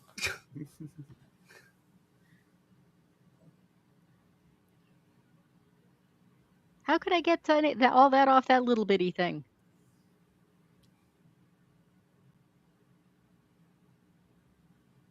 Yeah, he's a complete mystery to them because he's legit, and they don't know how to deal with that. They're used to charlatans and random stuff. They're not used to the legit thing because it actually does what it's supposed to do. Scully is, and Scully's still suspicious of him. Mulder believes in him, but is frustrated by his limitations. Yeah, like you should be able to just tell me exactly where it is. Well, make the magic happen, sir. Just fix it for me. Which, of course, is the problem with, the whole psychic thing, period, is, people would just... just fix it for me? If we actually had people that could do that, it would be just fix it for me. Well, then the entire point of our life would be, pointless. Because someone would always fix it for you. It doesn't change the fact that everyone would be mad when you didn't fix things for them. And even if you gave them the truth, they would still just reject it. Mm-hmm. It's did anybody here see the 4400? Yes, I have. That's a good one. There's a little girl in the 4400 who can tell the future. Mm-hmm. And nobody wants to be around her because they connect the bad things that are going to happen as if she causes them, not as if she's just seeing them. Mm-hmm. So like she gets, she's supposed to get adopted, and her adoptive parents like give her up, and kids at school won't play with her, and they have a hard time keeping a babysitter because every time she tells the babysitter something and it happens, the babysitter gets mad, and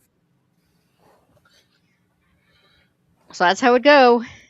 Everyone would think that you were the problem, and if you didn't do anything, then they'd psychics. I left for a minute, so I came back to you were the problem. So I apologize. I get that a lot in my house. You are the problem right now. Roman, I already have put your face on Peter Boyle. Is that me right now? It probably is. No, it was. I was saying this. If this is it, it's fine. It was Young Frankenstein. Oh, I love. Okay, don't get me started on Young Frankenstein, because Young Frankenstein is one of my top 3 movies ever, and Peter Boyle in that is just so brilliant. If you haven't seen Young Frankenstein, you must. And if you have and don't appreciate it enough, then I don't know what to tell you. It's such a good movie. Anyway, I'm moving it over here now. Oh, bad hair psychic with Spock ears. Yeah, he looks like an elf. This guy was in the Carney episode too. Oh, that's where I recognize him from. The interesting I thought thing it was the guy who sold me hot dogs. The interesting thing is that he proceeds to tell him, I've been to a lot of psychics, and you've done the best anyone has. All the cream. Yeah, this is here where he's eating the pie with the real cream. I would be happy at this hotel. Yeah, me too. That's all I would eat, just pie. It looked like a nice hotel with just some nice coffee going there. This is almost like his last meal too. Yep. Yeah. When you're serving the coffee in fancy teacups. Yes. When they were questioning him at his home the very first time, he was eating like a chocolate bear.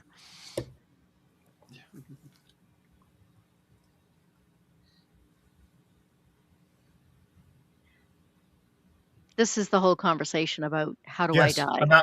Yes, and him being in bed with her. It Or that works so well. He says they're in bed together. Yeah, he doesn't go past that, and there's a tear running down my cheek, and it's a very straight scene, and it works very well. It's the fact that he says over and over again how grateful he is, and then when you hit the end, you have to wonder what it is he's actually grateful for. Is he just grateful for it to be over? I think it's because he has a witness. She misconstrues what he says here, though. She thinks they're in bed together, like sleeping. Well, no, of course she does. Of course she does. But I think it's because she has a witness to his passing. That's why I think he's grateful. That's just me, though. And to the compassion she shows him in that moment. And it is a very subjective bit of writing.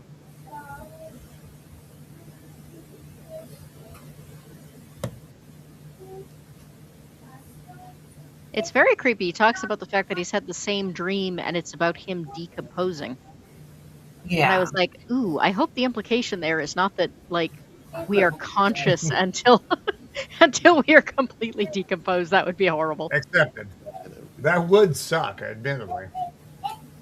I don't even like decomposing this much. You're just laying there singing, "The worms crawling, the worms crawl out." I'm sorry. Adam says he can still put on the Ritz. But bump. Come on, that's for Young Frankenstein fans. Ritz! So good. This is where she says there are misses and there are misses. There are misses.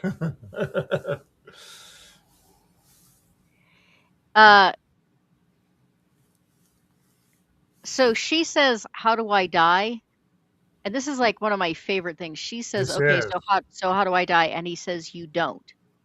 Yeah, that's crazy. What's amazing about it is that this is the beginning of season 3. Season 4 is where she gets cancer, and the entire basis for the plot is around whether or not she's going to die of cancer, and then she doesn't. Yeah, you don't. You don't. So, like the whole, that is the ultimate in foreshadowing of something that isn't going to happen for 2 more seasons. Well, if it ever happens. Well, this is the part of great writing, is that you can lay the groundwork and then build from it in the later seasons. They're using this part to say, okay, well, what can we do in this season? Well, you know, Peter Boyle in this episode says that she doesn't die, and that's a really good little egg. So let's play off of it by giving her cancer. I think it has to have gone the other way. That's the only thing I can think of. Is that they added the line in because my understanding is that Chris Carter, for the first 4 or 5 seasons, like the episodes weren't written or anything, but he had kind of a vague sketch. Because the original plan, as I recall, was that they were going to do 5 seasons and then they were going to end with a movie. But David Duchovny decided he wanted to go be a movie star, like in, I don't know, season 4 or something like that. So they had to rewrite the whole thing. And it never recovered. And it never recovered. And then his movie bombed. So then he wanted to come back. And so they tried to save it by bringing him back. But then they had to rewrite it again. No, X-Files took a terrible loss when they did that rewriting stuff, because it never resonated right with the fans. It's like, what are you guys doing? It was just very off kilter at that point, and there should have, and Chris Carter was right in his expectations or goals. We ended at this point because series have kind of a natural dead point. sometimes you can overlive it, but generally you're going to hit that mark and it's going to be like, okay, this is good. This is a good end time. And X-Files did reach that point. And when they brought in the other agents, the actors were fine. They did a fine job with it. And but the series was never as good. Never as good once it happened. Not to say that there weren't occasional good episodes. It just wasn't the same. Exactly. Well, and how many dramatic shows have ever done really well after 5 seasons? No, not many. I mean, I'm not saying there aren't any. I'm just saying there aren't many. So planning on five episodes and then like a wrap up movie, or 5 seasons, and a wrap up movie was perfect. Would've been great. He had the basics for all 5 seasons sketched out. As to what he wanted to happen in season 1, season 2, season 3, season 4, season 5. So I think the cancer thing was probably a plan right along. And they added that line in because I got to say he does foreshadowing really well. It was he did more of it in Millennium than he did in X-Files. So much. That was another one though that when X-Files ran, it didn't end well. But the series it started strong. Well, X-Files ran long, and they kept demanding more and more of his attention because things weren't going well, and so he basically kind of had to pick between them and got dragged back to X-Files, and Millennium kind of got abandoned. No, agreed.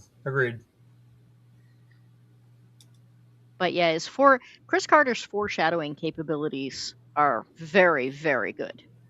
No, when Chris Carter is on as a writer, he is very, very on.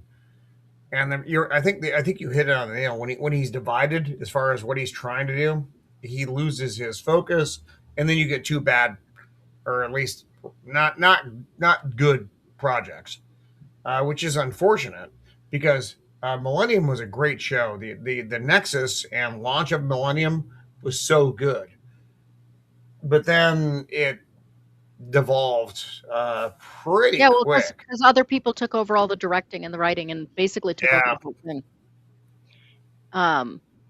And there were goals he had, like he wanted the wife to have more of a role than just wife. And then the people. And I can't even buy that one because it's so expensive. It's like, oh my god, because I want to buy it to watch it, and it's like, oh my god, it's like $150 plus to try to buy Millennium on eBay. Is it? Which is a lot. It is. Yeah, it's really expensive. Where the heck did I watch it when I was doing my? I watched it when I was doing my 90s underappreciated 90s series, and I can't remember. I don't know. I know that buying it physically is very expensive, more than I'm willing to pay for a series that I like partially. So, unfortunate. Now I have to look. That stinks. No, yeah, look it up. Sorry, we derailed slightly here. I apologize because do I die of cancer? And he's like, no, and he immediately pulls a cigarette and starts smoking. It's like, yeah, but that means you're going to die of something else, idiot. Yeah. He's like, oh, thank God. But then you're being watched for that for the rest of your life. That's the problem with this kind of stuff. And then the guy's like, okay, I'm going to use the bathroom. Don't open the door for anybody. And then he just does. See, he should have stuck with the plan. And there's our boy. Yeah, and it's you. He's just there to drop off food too. He actually is just honestly. Yes, he doesn't even know until it happens. Then it happens. He's like, "Oh, it's you." The surprise on his face, almost the exaltation, which is terrifying. Yeah. That it's him.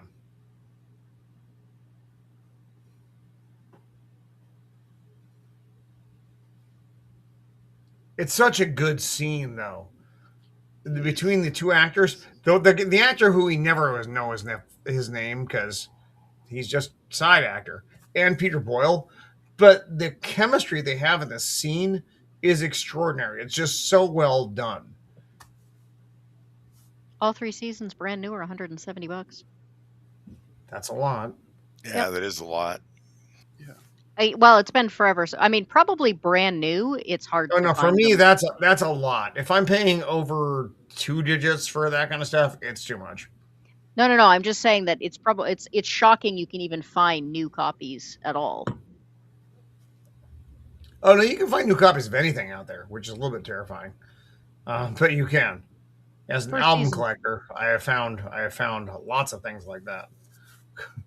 First season, $25. Why the tarot cards has this dude dressed up like a he's so like big. a bellhop or whatever. It's weird. Yeah. But it hints. You know, that is that even a Well- tarot card? Is that something they made for the show? I have to wonder. It probably is. I mean, tarot cards are like painted to be all sorts of things, and that's supposed to be what, the something of cups. Page of Cups. So, I mean, it kind of fits. No, it fits well. It's just I find that surprising that it's an actual something. Tarot cards have been around for how long? Like a very long time. Oh yeah. But they used to be have hand-painted. these reimagined versions of them, perhaps obviously for this episode. But I think that's kind of a weird thing. Yeah.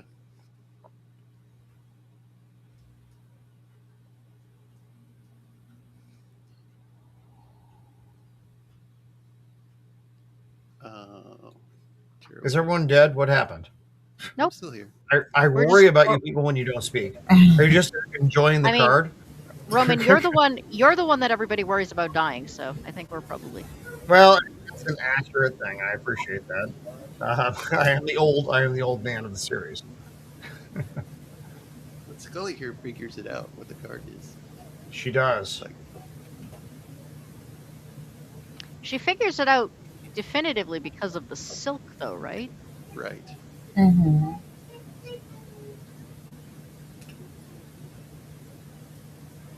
Then she Like the decides card was to meant bow for out. her. Right.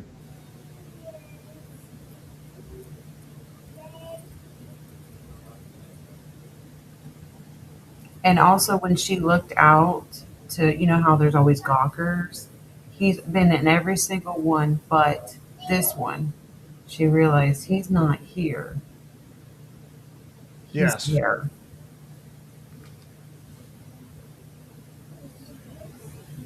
I've never heard of Chantilly lace. What? Fancy. No, Chantilly lace and a pretty face. never. Roy Orbison. Ah. No, the Big Bopper did Chantilly lace. Oh, it was Big Bopper. I apologize. Because he died in the plane crash. I'm sorry. My is bad. one of I the- apologize. This is one of the visions he has. Mulder in the kitchen. He looks down and there's a pie, and the vision stops. I like how he's debating on if it's like pudding, banana pudding, or cream. He's like, no banana, Yeah. no cream.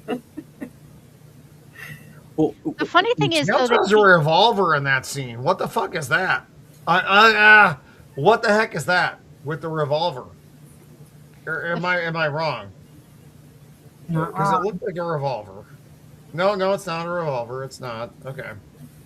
It's a Smith the and funny Wesson. thing is that he gets this whole vision of him stepping in the pie, and he says he looks down, and that's how he's able to sneak up on you.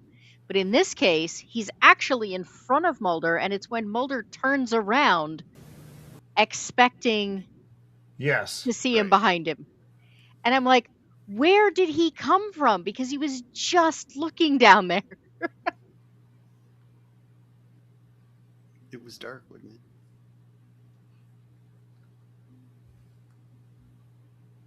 The real question is, who leaves a banana cream pie just sitting out like that? That's also How dare true. you. when he How'd ran that through, happen? it sounded like when the killer ran through, he bumped something and knocked that onto the floor. Right, That's what but it sounded like. to me. but they need to be refrigerated, otherwise they liquefy. You can't leave banana cream pie Yeah, out. exactly. You have to know True. something about pies. Man, Scully looks so good there. And she didn't lose her gun. That is not supposed to happen. Bravo. He's like, no, this is not how it was supposed to happen. I think this may not how it was supposed to have happened.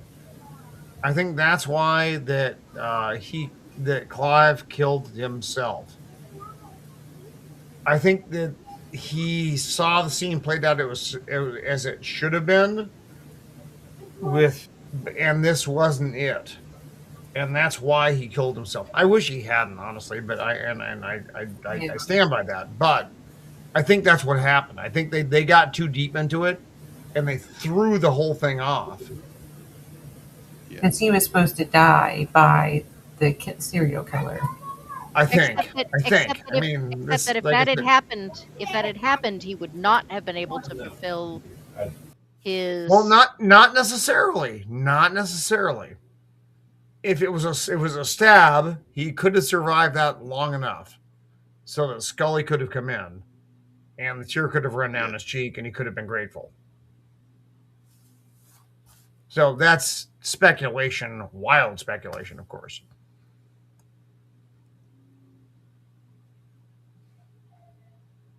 I think you're headcanoning really hard. I am. Because I love the character so much. It's like, here's a dog. Neighbor's dead. Take care of the dog, please. Don't let her eat him. Actually,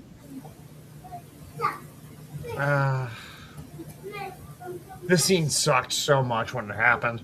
When it happened back in the day and you weren't ready for this, it freaking sucked bad. Yeah. And you were like, no. Maybe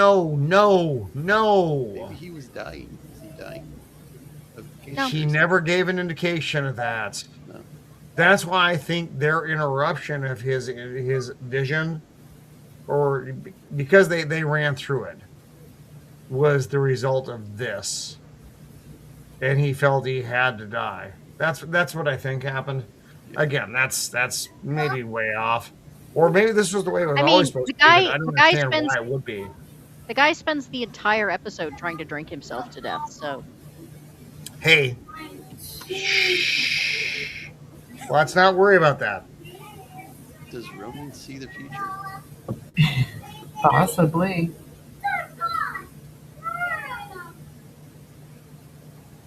This was one of the saddest endings to an X-Files episode that there has ever been. Laurel and Hardy as skeletons? Not the Laurel and Hardy skeletons, but the Clyde Barker with the tear running down his cheek was really, really sad. And I mean, the scene runs on, but the end itself, there aren't many X-Files episodes that make you tear up and make you sad at the end of the episode. This one, I think, was legitimately one of those. I was sad when Clyde Barker died. When he had, because of his relationship with Scully, because they had such fun, interactions through the whole episode. And then when it happened, and you didn't really see that coming, you knew he was going to die probably because there was almost broadcast. But the way it happened was very disturbing, and it felt very personal. And that's the way that I felt when it happened. Mm-hmm. I really like shows that stick with me afterwards, though. I mean, one of the reasons I agree. I keep going back and rewatching older shows is that I'm honestly really tired of not only shows where you can, half watch them and still get most of the plot, but shows where it really is like fast food. It's like, yeah, you watch something and then you move on, and it doesn't, 15 minutes later, it doesn't mean anything. I can buy that. That's almost every show me, nowadays. It's shows, it's books, it's movies. Like when I did my Hunger Games video, I rewatched the movie and I read the books, and the movie was nothing. Like 10 minutes later, it didn't matter. The books, like a week later, I was in the shower thinking about it and going, "Oh my god, that ending was just so messed up." No, that's a great point, Goat. I still have like original series Star Trek episodes that keep me in my thoughts. Yeah. It's like because you're running through it and going, well, but what if he had done this? What if he had done this?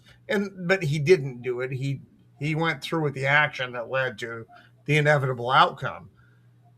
And those are the things. Fringe, the entire series of Fringe, which I know not everyone loves. I love that series to death, is a great story arc of what ifs and decisions that were made.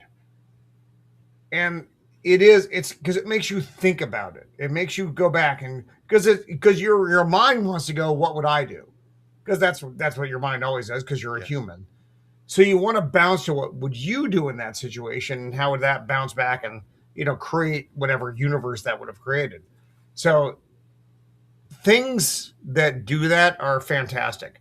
Books, the entire pantheon of books that are out there that do that kind of stuff. But when you get a TV show, movies I think are better because I think it's kind of a broader scope. But when you get a TV show that does it, that digs in, and that's You seen it's good Babylon stuff. 5? I love Babylon 5. The Shadow War. Londo is the best tragic, heroic character ever in the history of television. Marcus's death is one of those that, like, for like a couple of days afterwards, I was like, oh, punch to the gut. Yep. B5. We're gonna. I have to buy it, Jacob, because I have to watch it and I have to figure out how to do a review on it. I guess is the best thing we can do with B5. B5 is great because no one does B5. No one talks about it. Have I'm you not doing heard that after Deep Space Nine? I hate DS9 so much. Roman, listen. Well, then you get to go Listen, from my DS9 to Babylon Listen. 5. Roman, after DS9, we're doing Babylon 5. You can't do that to me, Jacob, because I can't be here every Tuesday, but I love B5 so much. You'll just I have to try to get my nurse to change her day so I can be on the show, because I would do that for B5. So I'm going to get divorced, and I'm going to live in Mexico and eat on $200 a week because of Jacob. So just Eraser's like got his work schedule changed for it. So I mean, if it holds with this Star Trek the way we did that, it'll only be like one day a month. My God, I can't wait for Babylon 5. It is such a freaking good show. I'm saving my profanity for as much as I can. And the Shadow War is the best thing that ever happened in sci-fi fiction. The Shadow War is so brilliant. I do have to say that when the 5th season rolls around, you will watch my enthusiasm drop off a lot. Yeah. That studio error. They were saying they were going to cancel. Yeah, that's kind of how I was with The Expanse. Once they found that space portal. Season 6. Yeah, it started to suck. I love The Expanse. It was done so well, and then they did what they do, and they're like, I don't think I'm going to cover the last crash it into the cover. Because it really doesn't have anything to do with the main story part of Babylon 5. Well, yeah, because all the major major threads got actually wrapped up that's actually not true. What they did was when they were told they were going to get canceled, he cut a ton of stuff from 4, and then when they added it back in, he tried to make that like the telepath war was supposed to be part of the regular run, and it was supposed to be a lot more in depth.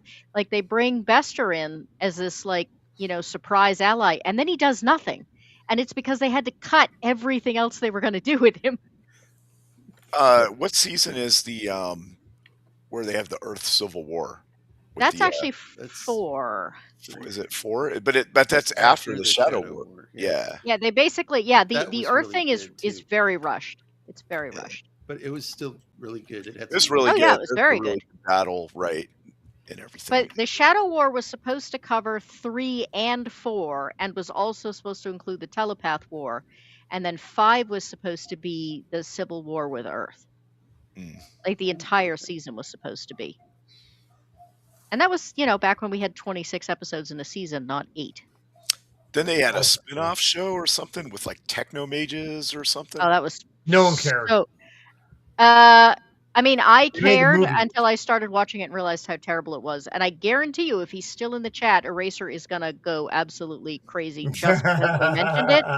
Because he tried watching it again, and because he apparently didn't believe me when I was like, "Oh yeah, I watched that, and yeah, it's really awful." Right, but like a lot of that stuff should not like. Ivanova was supposed to become the captain, but then she left. Yeah, Ivanova. Yep.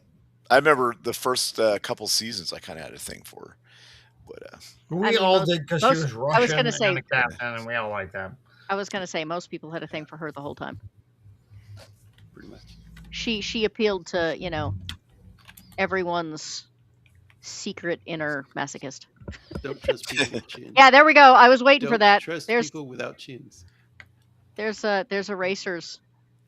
no, Crusade is that what it was called? Or it Yeah. had the, like Yeah, the that techno was wizard terrible. mage guy or whatever. Yeah, Yeah. JMS has been talking about redoing Babylon 5, and I'm like, no. Redo Crusade, because that was a nightmare. Well, it only And did a one half. season, I think, right? Oh, and it didn't even, it was, It was No, like it half didn't a even do season that. or something. Yeah. and they showed the episodes in the wrong order, and they were badly done, and he says they made him rewrite a bunch of stuff. I do notice that everything that JMS does that doesn't turn out well, though, all of a sudden there are a whole bunch of like things about how people were conspiring to get his show shut down, because there are about 4 different shows and he's like, oh no, it wasn't that I did a bad job, it was that there was this conspiracy to keep me from doing well. Eraser says Claudia Christian still would. Oh, I have trivia for you. There is the scene Okay. where she's having nightmares about showing up on the bridge naked. Mm-hmm. Oh yeah, I remember that.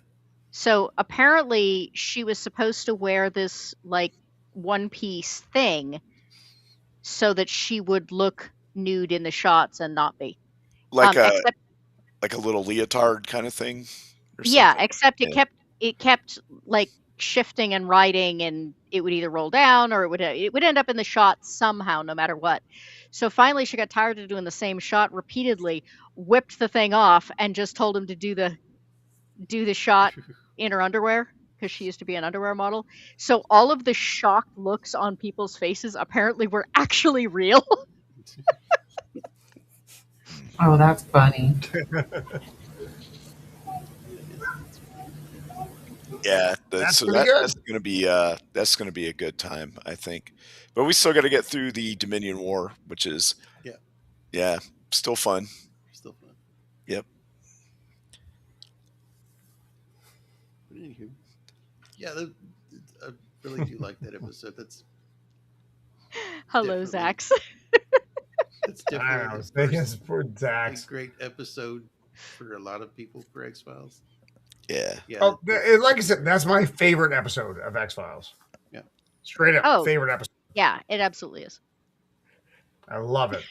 Speak slower and don't make me look at Roman.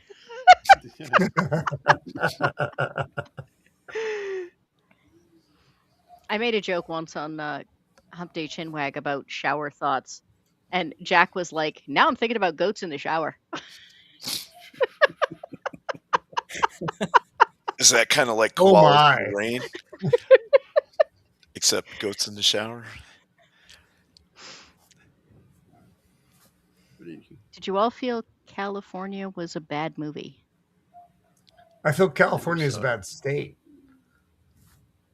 It's spelled differently. It's spelled with a K, so. Yeah. Yeah, we don't even care over here though. That's probably what we could spell it with, and no one will care. I just am unfamiliar with the movie, so. Isn't that the No, movie never that seen David Duchovny did? Yeah, I Brad think Pitt. so. Yep. It was like he did it in the late 90s, right? No, he did Evolution. which was a terrible movie. When did No, he do but I California? think he's right. Yeah, I think he did California as well. Because I remember Oh, really? he was all high on the X-Files thing, and then I watched it and was like, this sucks. Yeah, it's not a good movie. Yeah. Yeah. Because Evolution, like the entire marketing for Evolution was like jokes aimed back at his X-Files. You know, like, oh, don't trust the government. Like, you can't trust those guys. Yeah, I know those guys. just I know such those a guys. You shit can't trust movie. them. Best It role that was he's so had. bad. The best role he's had post X-Files was Zoolander, where he's the hand model with his hand in the glass case. Yeah. Actually, I saw, what was the, oh my God, what was the movie? It was, they were doing a series. I never saw it was about Vietnam. And he was in that as like one of the actors who was in the series. What the hell was that series though? God damn my brain. China Beach? No. It was a modern one. It was like the last couple of years. He did California before X-Files. Did he?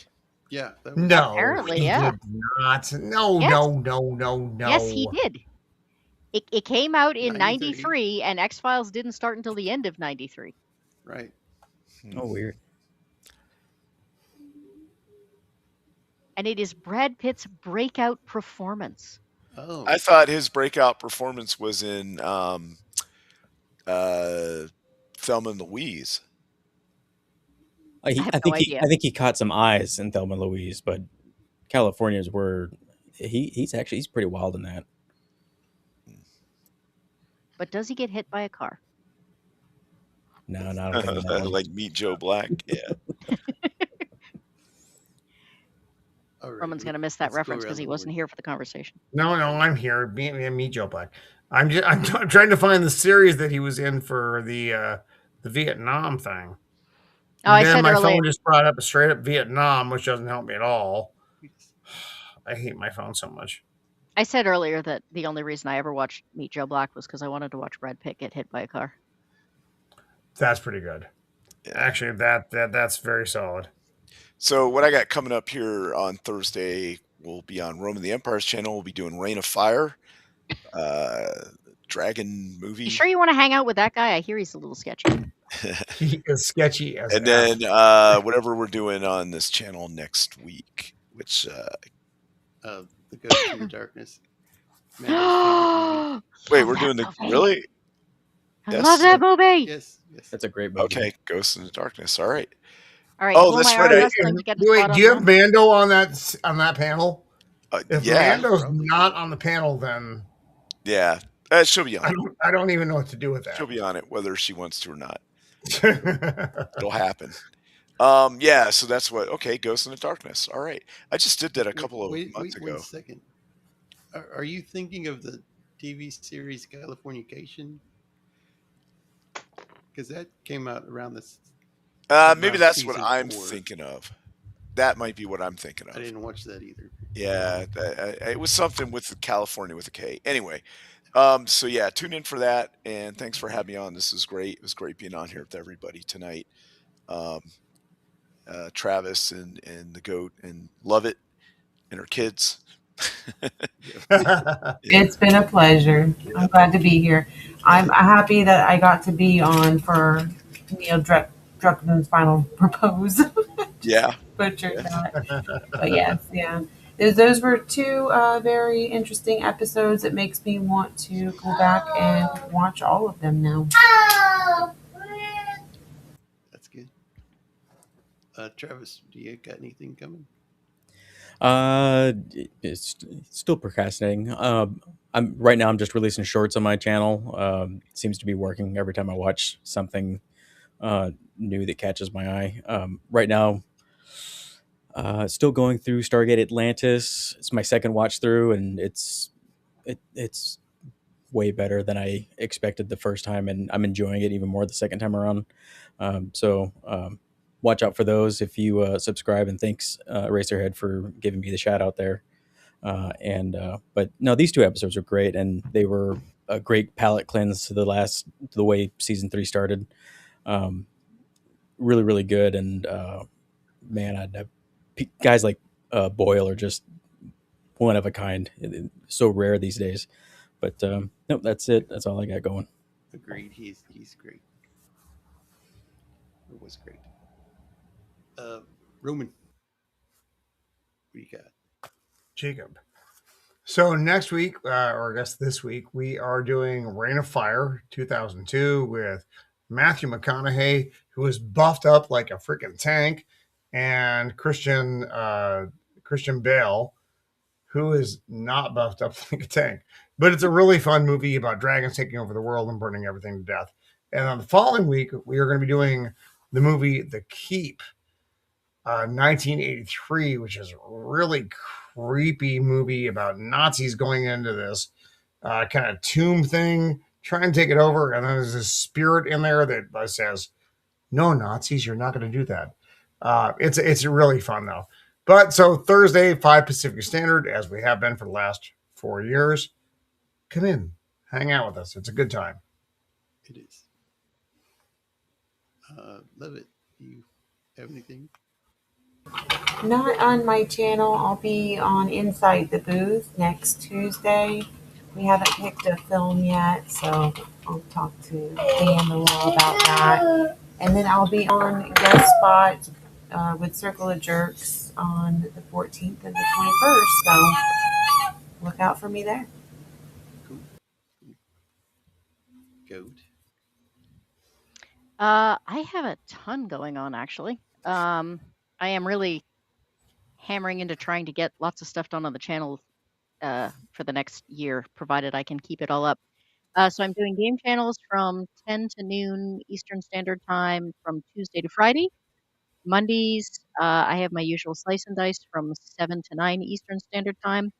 We are doing a topic panel this coming Monday on the anatomy of horror, talking about games, books, TV, movies, like how to do a good horror story, and why horror has kind of slacked off in the last few years and become mostly comedic.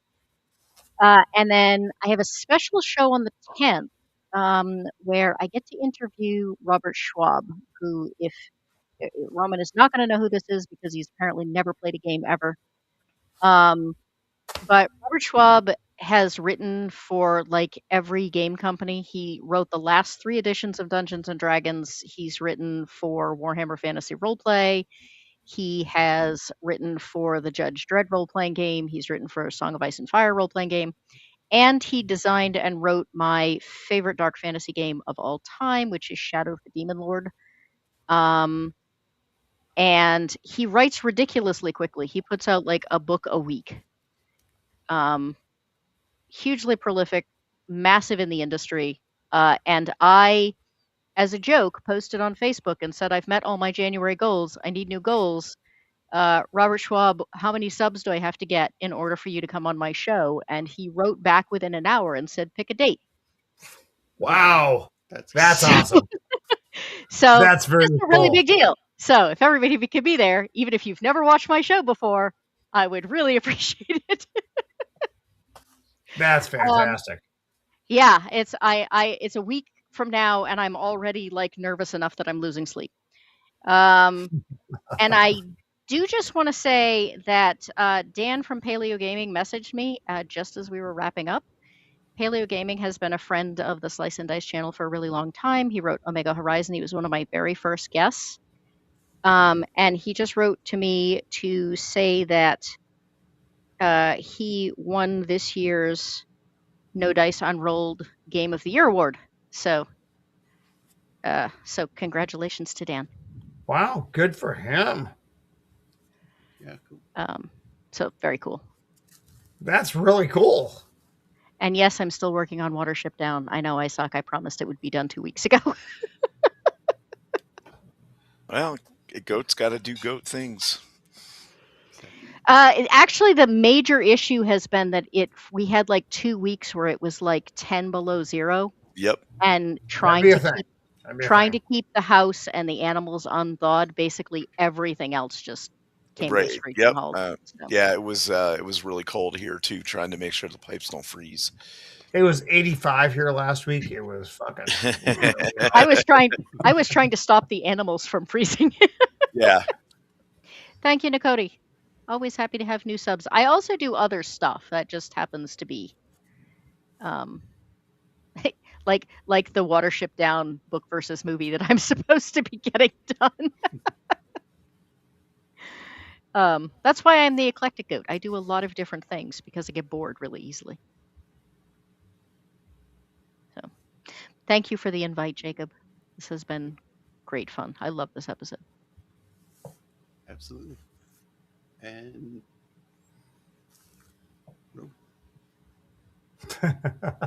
why, Jacob? Why?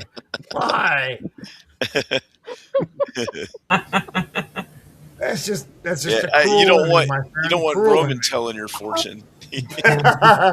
You're all gonna die horribly and quickly. all right. So thanks for everybody hanging out with us and as we went over this fun episode. I hope everybody has a good week, and we'll see y'all next time. Bye, everybody. Happy headbutting. Later.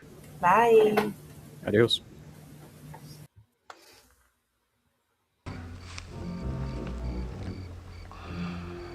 All I can say, McKay, is you take a hell of a long time to say goodbye.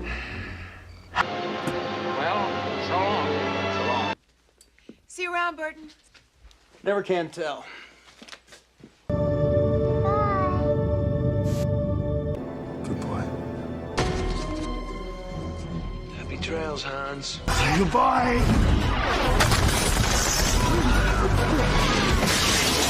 Good boy. Goodbye, bro.